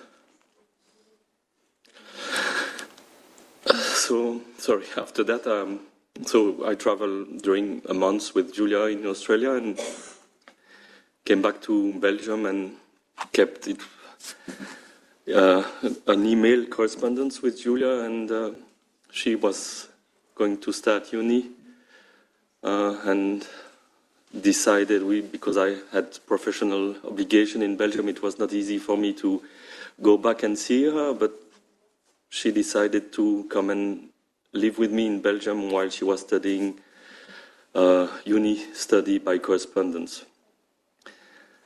So we started a de facto relationship for her to be able to stay long term. And after a few years, we got married. Mm-hmm. And a few years after that, decided to come and for me to do the big step of leaving Belgium to come and live in Australia. And it's been 14 years now, I think, that I'm in Australia. And yeah. Now, you've had a long-term friendship with Theo's father, Laurent. Yes. That friendship was when you were in Belgium, but has continued since you've been living in Australia? Exactly. Like every time, I was not able to go too often in Belgium, but lucky enough to be able to go every second year. And each time we did make sure that we would spend a lot of time together, and with Theo and Luca, and we often took the opportunity to go a bit together in the south of France, where they had a family house, and where we did spend proper holiday time all together. You've done a statement recently for the coroner, and on the 21st of November, and you explain in that statement that you were appointed what we would call a godfather, but there's an expression called parrain, is that? Yes, parrain. It's basically the translation in French of godfather. Yeah. And what does it mean to be a parrain? So, to my understanding, there's the religious version of it, but in this case it is not. It's, I think, an acknowledgement Yes. of our deep friendship and trust, and that we share the same values, and the meaning, if something happened to Laurent, that I would look after Theo. So it's a meaningful honor to be chosen as someone parrain, and that's how I took it. Yeah. You left Belgium when Theo was a little boy. He was 6, Yeah. is that right? But as you've indicated, you were coming back to Belgium and you would go to the holiday house in the south of France, and so you saw him grow up, not just from when he was 6 until he was a teenager? Yeah, look, it was a distant relationship. Yes. Obviously, I was not as close as I was from when he was younger, where we did spend much more time, and Laurent and I sharing the same profession. We did work together at some point, so we were like we see each other a lot, and so but all Theo's birthdays and everything was something that I was there when I was in Belgium. Obviously, I was not able to do that once I was over here, but so it was a distant relationship, and I was really pleased to see Theo growing up as a teenager when I was coming back, and so we were not ultra close, but like Theo knew that he could reach out to me anytime.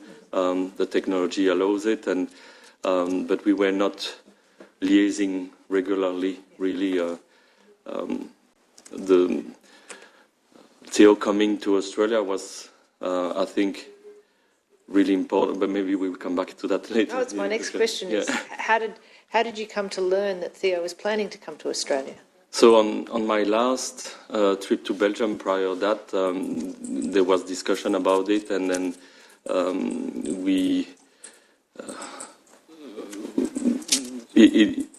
I was aware that it was something that he envisaged after finishing secondary school, and I was encouraging it. I thought it was a wonderful opportunity, knowing what are his interests in nature, and how Australia offers such a wonderful diversity in landscape, and so yes, we had a discussion with Vinciane also at a place where Vinciane wanted to make sure that that was a good decision if he had to take that decision. Obviously, we never imagined that it was not the case. I mean, but so yeah, look, it was supposed to be, and I think it was until something happened to Theo, a wonderful experience. I remember seeing him growing a bit as a young man, coming from a bit of a teenager, through all the exchange that we had during his trip. So I think what we expected was there, and he enjoyed it really well. Yeah. He started his trip with you, is that right? Yes. So I live a bit less than 3 hours from Melbourne in the Otways, and I drove to welcome him at the airport when he arrived. And we stayed one night in Melbourne before driving back home. And because I live near the Great Ocean Road, we took the scenic route to get back home. And it was a pleasure to show him the region where I live.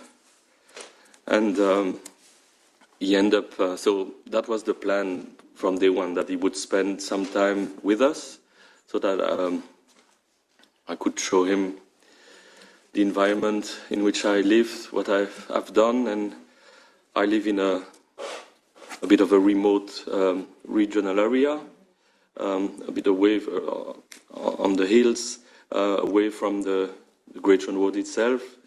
We are off-grid, and with solar panels, we collect our rainwater, and all that was something that really interested Theo, so he asked me a lot of questions, and it was a pleasure for me to show him an example of what we could achieve if, and living, I would say, a decent, normal life with being off-grid and relying on our own resources to live. So that was really a wonderful opportunity, and we did welcome him in a really comfortable way. Like he was welcome, and my daughter was so happy to have him with us too. Like she considered Theo as a big brother. How old is she? She's 11 at the moment. And it was wonderful with her also. Like it was so wonderful to see them together. They had a connection from, I think, the first time they met. Got photos of her looking at Theo like her big brother. How long did he stay with you? Sorry? How long did Theo stay with you? He ended up staying a tiny bit more than 1 month. And it's something also that I struggle to accept.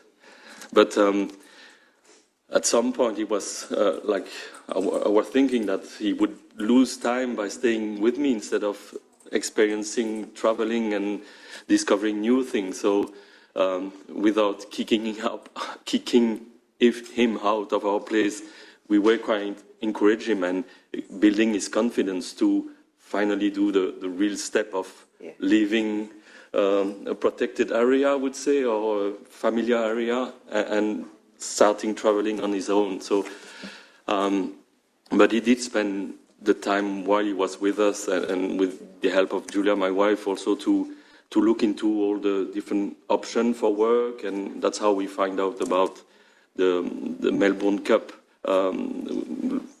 work opportunity. In the Australian Open? Oh, sorry, the Australian Open job opportunity, and gave him all the information about that so that he could do the formalities to get to that stage. But yeah. You mentioned his comfort zone, and one of the things you say in his statement is he wanted to stick to the more traditional backpacker route. He didn't like to go outside his comfort zone? Yeah, look, and it was a bit, in a way, not a worry, but because he didn't have a driving license, he would have to rely on others to travel, and we were confident that it was not an issue because we know that many backpackers do that, and at every stop they end up meeting other people and deciding, oh look, we are going that way, we've got a spare seat in our car, do you want to come? So we knew it would be possible, but he would have had to rely on other people to do so, to travel, which he did perfectly, and each time he met, he took the time to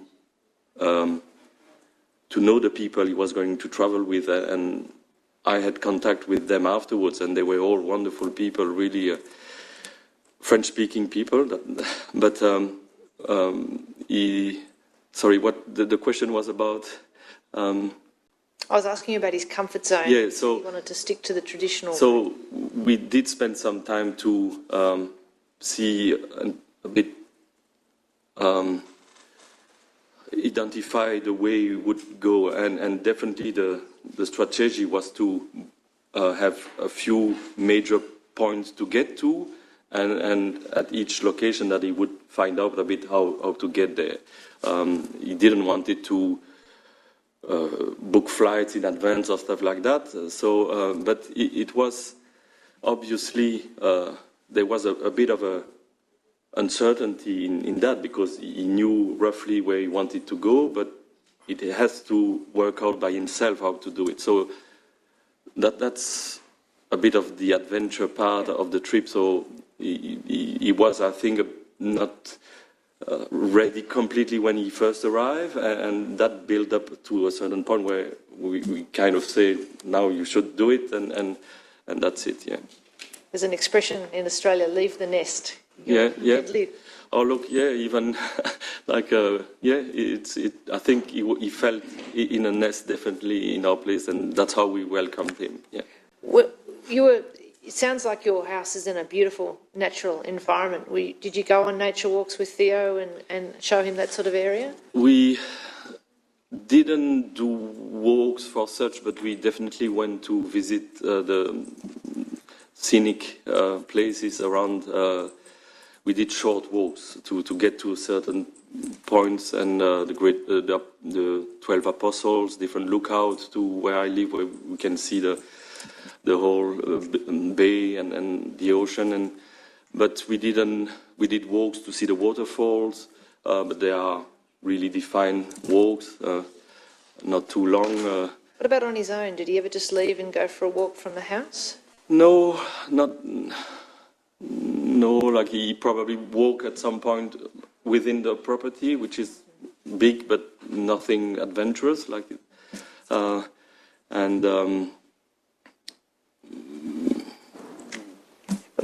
we didn't go. He didn't go by himself to explore. In terms of his sleeping habits, he might have had jet lag when he first arrived, but after he settled in, did he stay up late at night and then sleep in the morning? Did he have any particular routine with sleeping? From memory, I think he was waking up with us. Like I didn't remember him. Maybe the first few days he would have slept a bit later, but he wanted to spend time with us. So I think it was quite in phase with our time.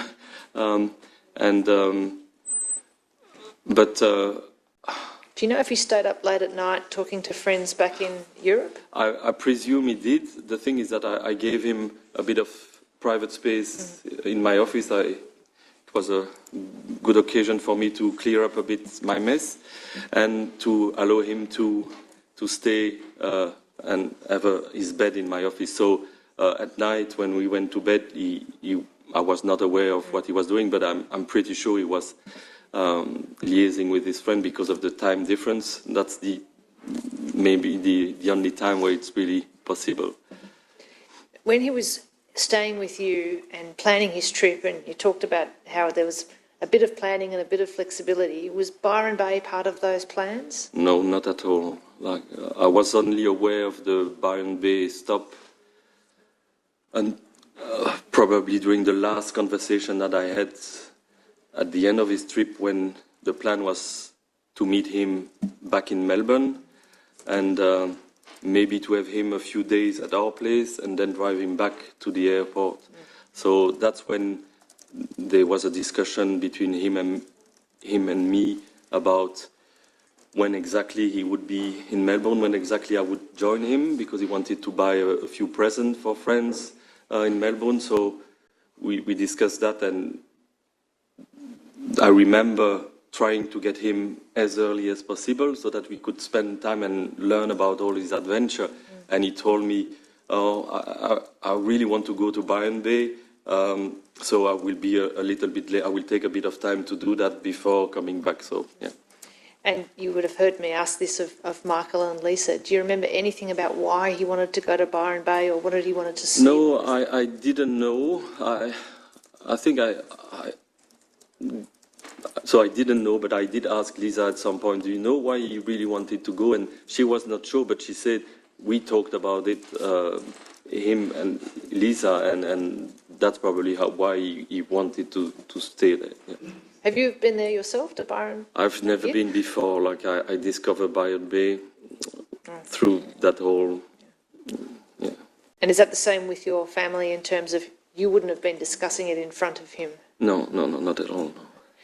And you were keeping in touch with Theo regularly during his travels around Australia? So, when you say about leaving his nest in the beginning, we were quite regularly, if not every day, in touch with him. And at some point, I thought it would be necessary for him to not feeling. Is there a bit of water somewhere? Yes.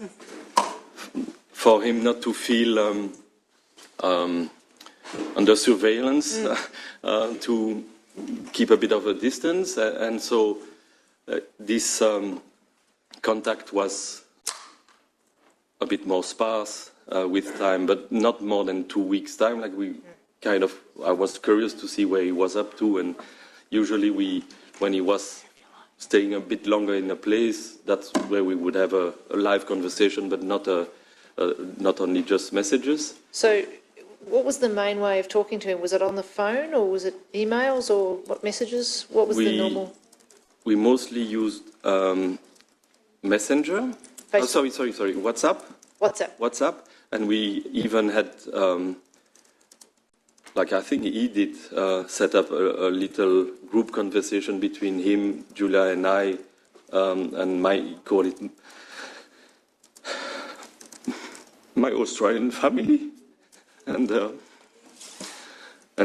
that was a way to ask us, like the team, if he needed any support or any question regarding specific way to get something or any kind of information. But we also communicate directly, him and me, through our WhatsApp normal messaging system. Yeah. Do you remember anything about some of the highlights of his trip, or the things that he really enjoyed doing? For example, we've heard about his surfing being something that he really enjoyed.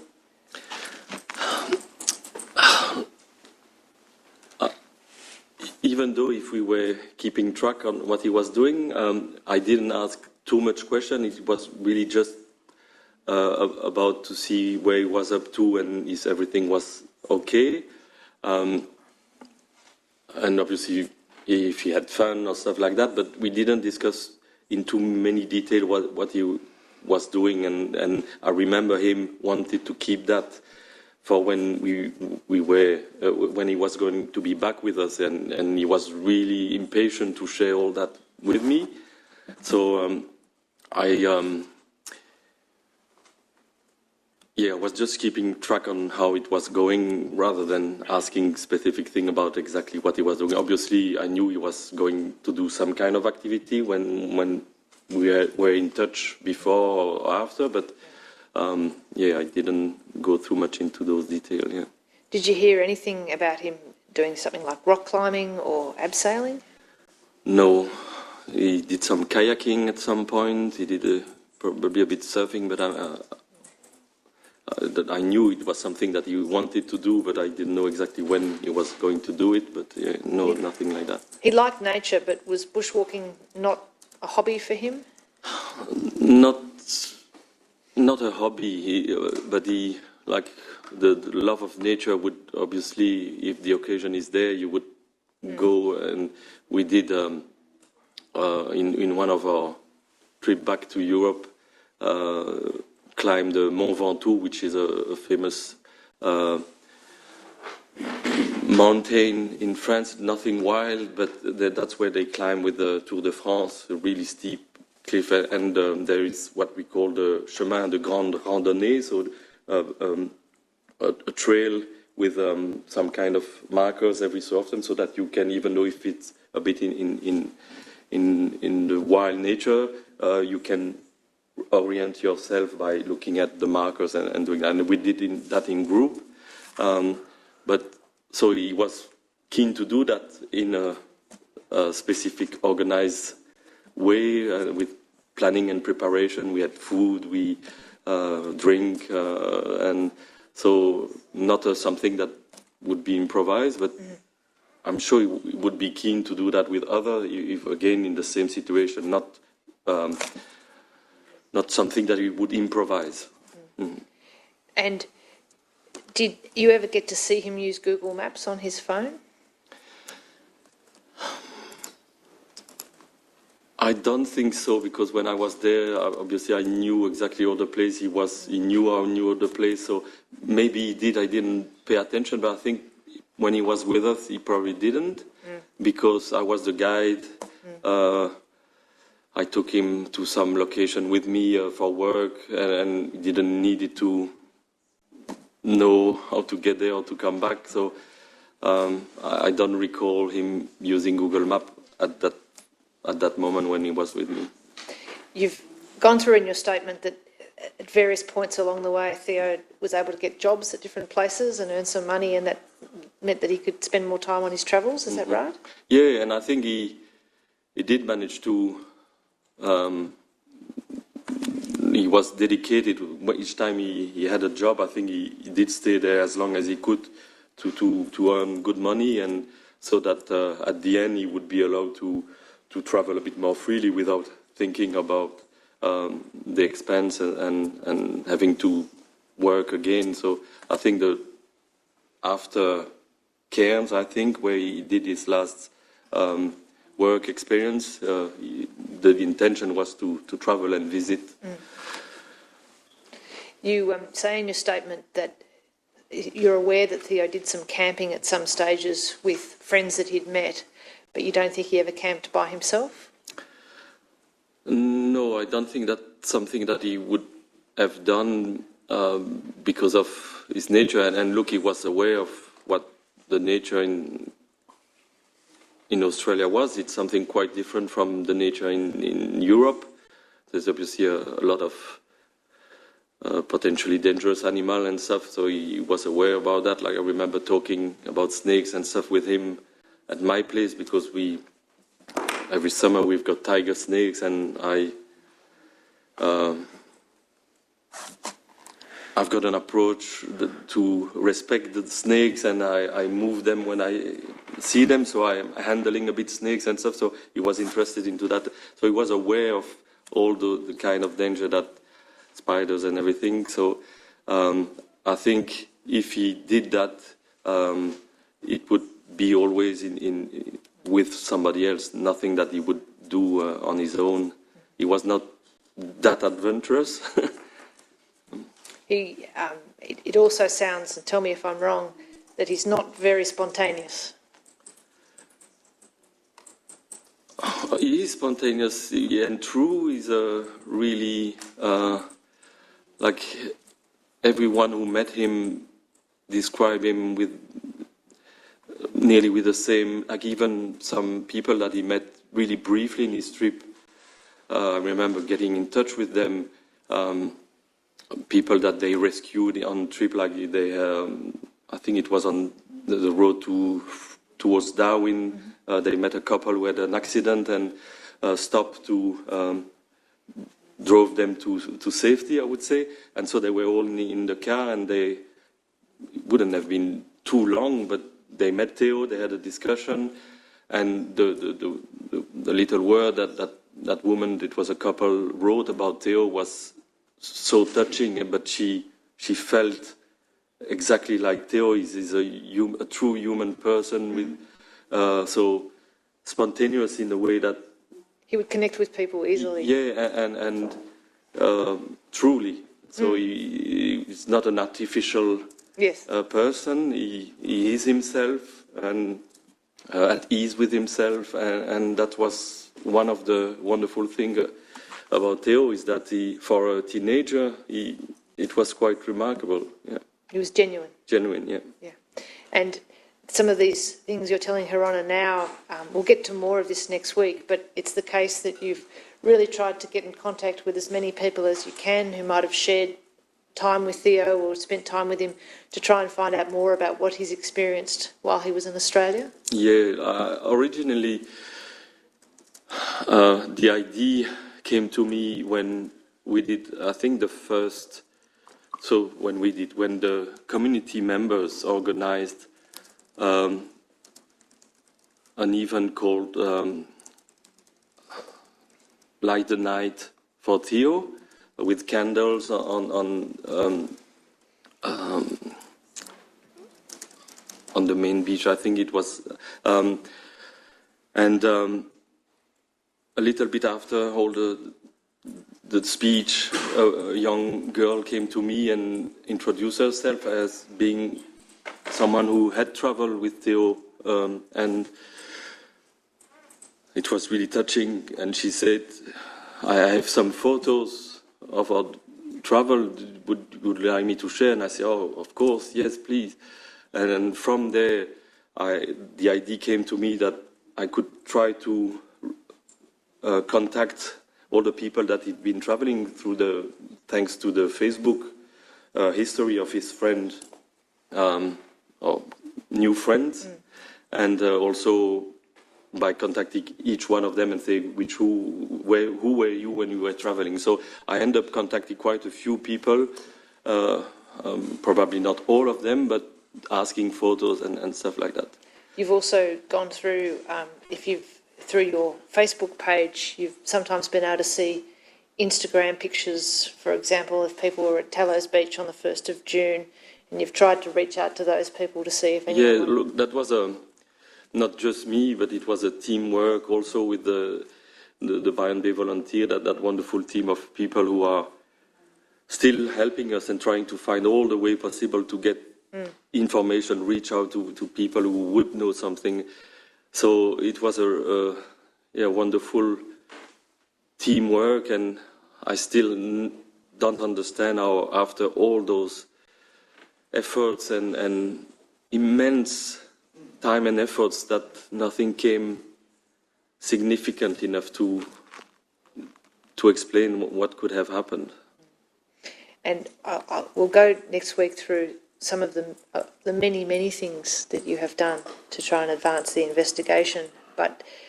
And in terms of, final question, the Byron Bay community, you've mentioned them a few times. Would you like to tell Her Honour what it's been like to work with the Byron Bay community? Oh, Your Honour, it's without them, I don't think we would have been able to cope. Simply, like when I arrived for the first time in Byron Bay on the Saturday, Lisa and Michael were there already the day prior, and they had started to organize to meet people from the community in front of Cheeky Monkey to do search. And when we arrive and see that there was like 10 people, it looks already like immense. And some of those people, like Noeline, we still see them and we are still in contact with them. And later down the track, there was when Laurent arrived, there was Nicoletta who joined in. Nicoletta who's helped with the logistic with food and trying to organize accommodation. So they reach out in an immense way. Like it's probably not possible to describe how much they've done. And 2 years or more afterwards, we still got that core little group of people that still... I was liaising during those two years with them probably every week. And they are working without knowing Theo, probably as passionately. And so we share the management of the Facebook page and filter all the messages that come if there's any information. Try to reach out to a lot of people. So brainstorming of what would be the ways to reach out. First it was the poster, then it was using Facebook and advertising campaign to reach out to all the backpackers that could have left the country by the time we were looking for people who may have met Theo. So we targeted backpacker group, like posting on all the backpacker group in Australia, but also internationally. Like it was an immense work, and without their assistance, like it wouldn't have been possible. Like I probably done a lot, but they've done so much things that bring us love in that awful experience. We never imagined that it was possible to travel through all that without, at the other end of the balance, that immense movement of humanity and support and love. It's incredible. And so, like, still today, it's something that, look, we had our accommodation offered by a woman who responded to my call because of the such short notice that we were aware that Laurent and Bastian and Luca and Jacqueline could come. By the time we knew for sure that they would be able to come, it was obviously too late and with the schoolies to find a place. So we reached out, and again, even people with nearly nothing offered trying to help, and so look, they've been always there, and people joining this time, but we've still got that main group that we call extended family now, really, because they are, really. It's wonderful. Thank you, Mr. Victor. Those are my questions. We'll just see if there's any other questions. Ms. Palmer. No questions from me, Your Honour. Mr. Evenden. JP, you've painted an amazing picture of Theo. Is there anything more that you want to say about him, about his character, about the type of person that he was? I think I try to describe him as accurately as possible in my statement when I talk about him, and then there's probably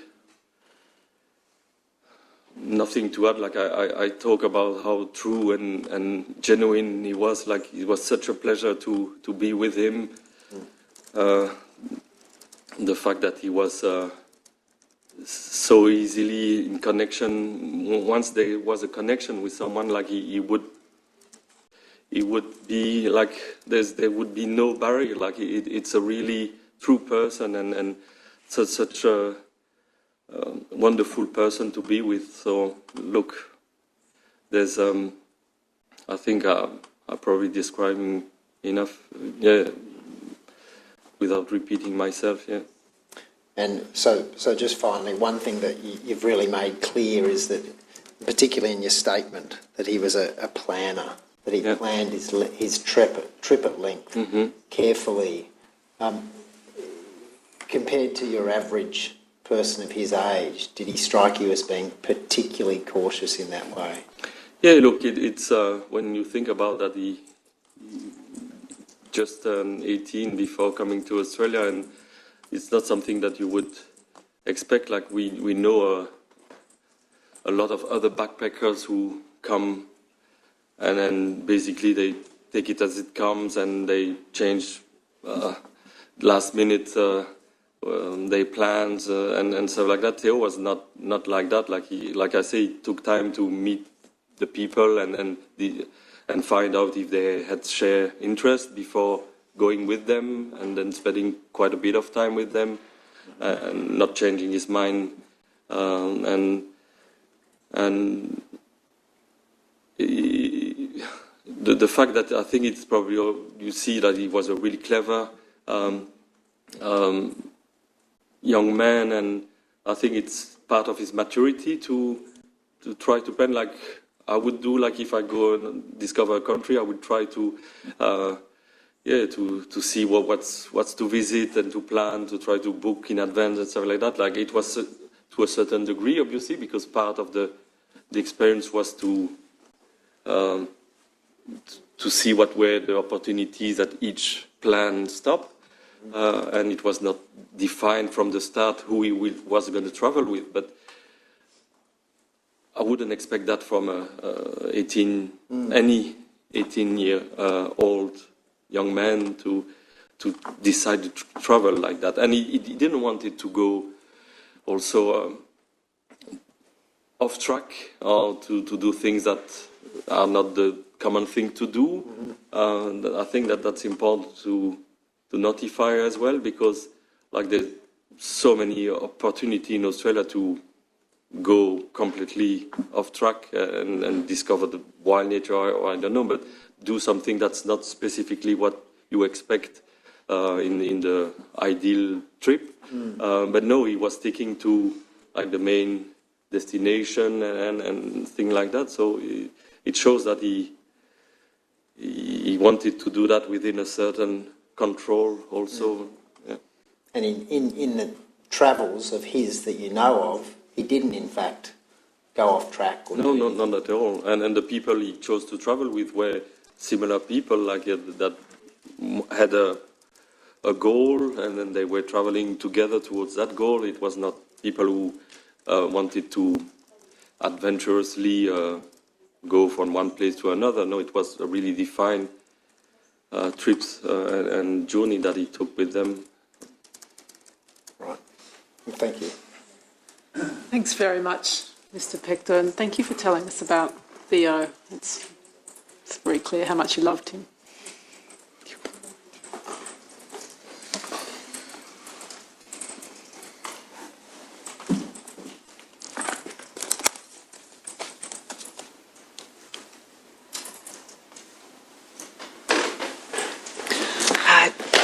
Your Honour, that's the last witness for today. We will have a bit of a strange and fragmented day tomorrow because we're dealing with witnesses from different time zones, and because of that we're trying to accommodate them as much as we can. Yep.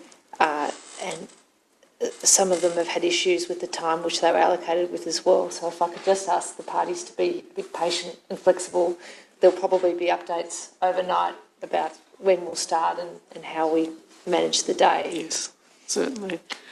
I think Ms Palmer just wanted to mention something before we finish. I'll be brief, Your Honour. It's really, at least the first point's really in the way of housekeeping.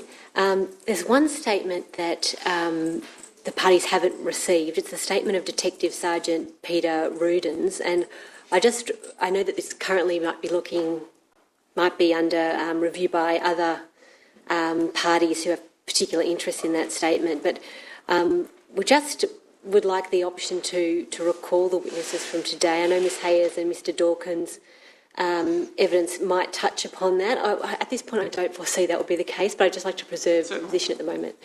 And the second thing that I was just going to add in respect of the family statements, the 4 that were served last week, and I can take Your Honour to them. On one view, I considered there are some very limited number of statements which could be read as critical of police, and I'm conscious counsel assisting is aware of that as well. But I just wanted to say that I think it's arguable that there's a question that when it's not been raised in the opening, whether those statements are relevant to the issue in the inquest. But that said, I think everyone at the bar table would accept that it is so important that the voice of families is heard in this jurisdiction. So I'm not making any formal objection to those. I'm very happy to point Your Honour to them if that would assist. But in general, I think it's just better to say, we do recognise that, and also I'm conscious that Your Honour is interested in that experience of coming from overseas and having that experience of engaging with Australian bureaucracy. But, I think the end point is we just respectfully request that some of those statements in the way of opinion are considered more broadly next week in the context of the broader discussion of the police investigation. But that's all I'll say about that at the moment. And thank you, Ms Palmer. I really appreciate your approach. Oh, thank you.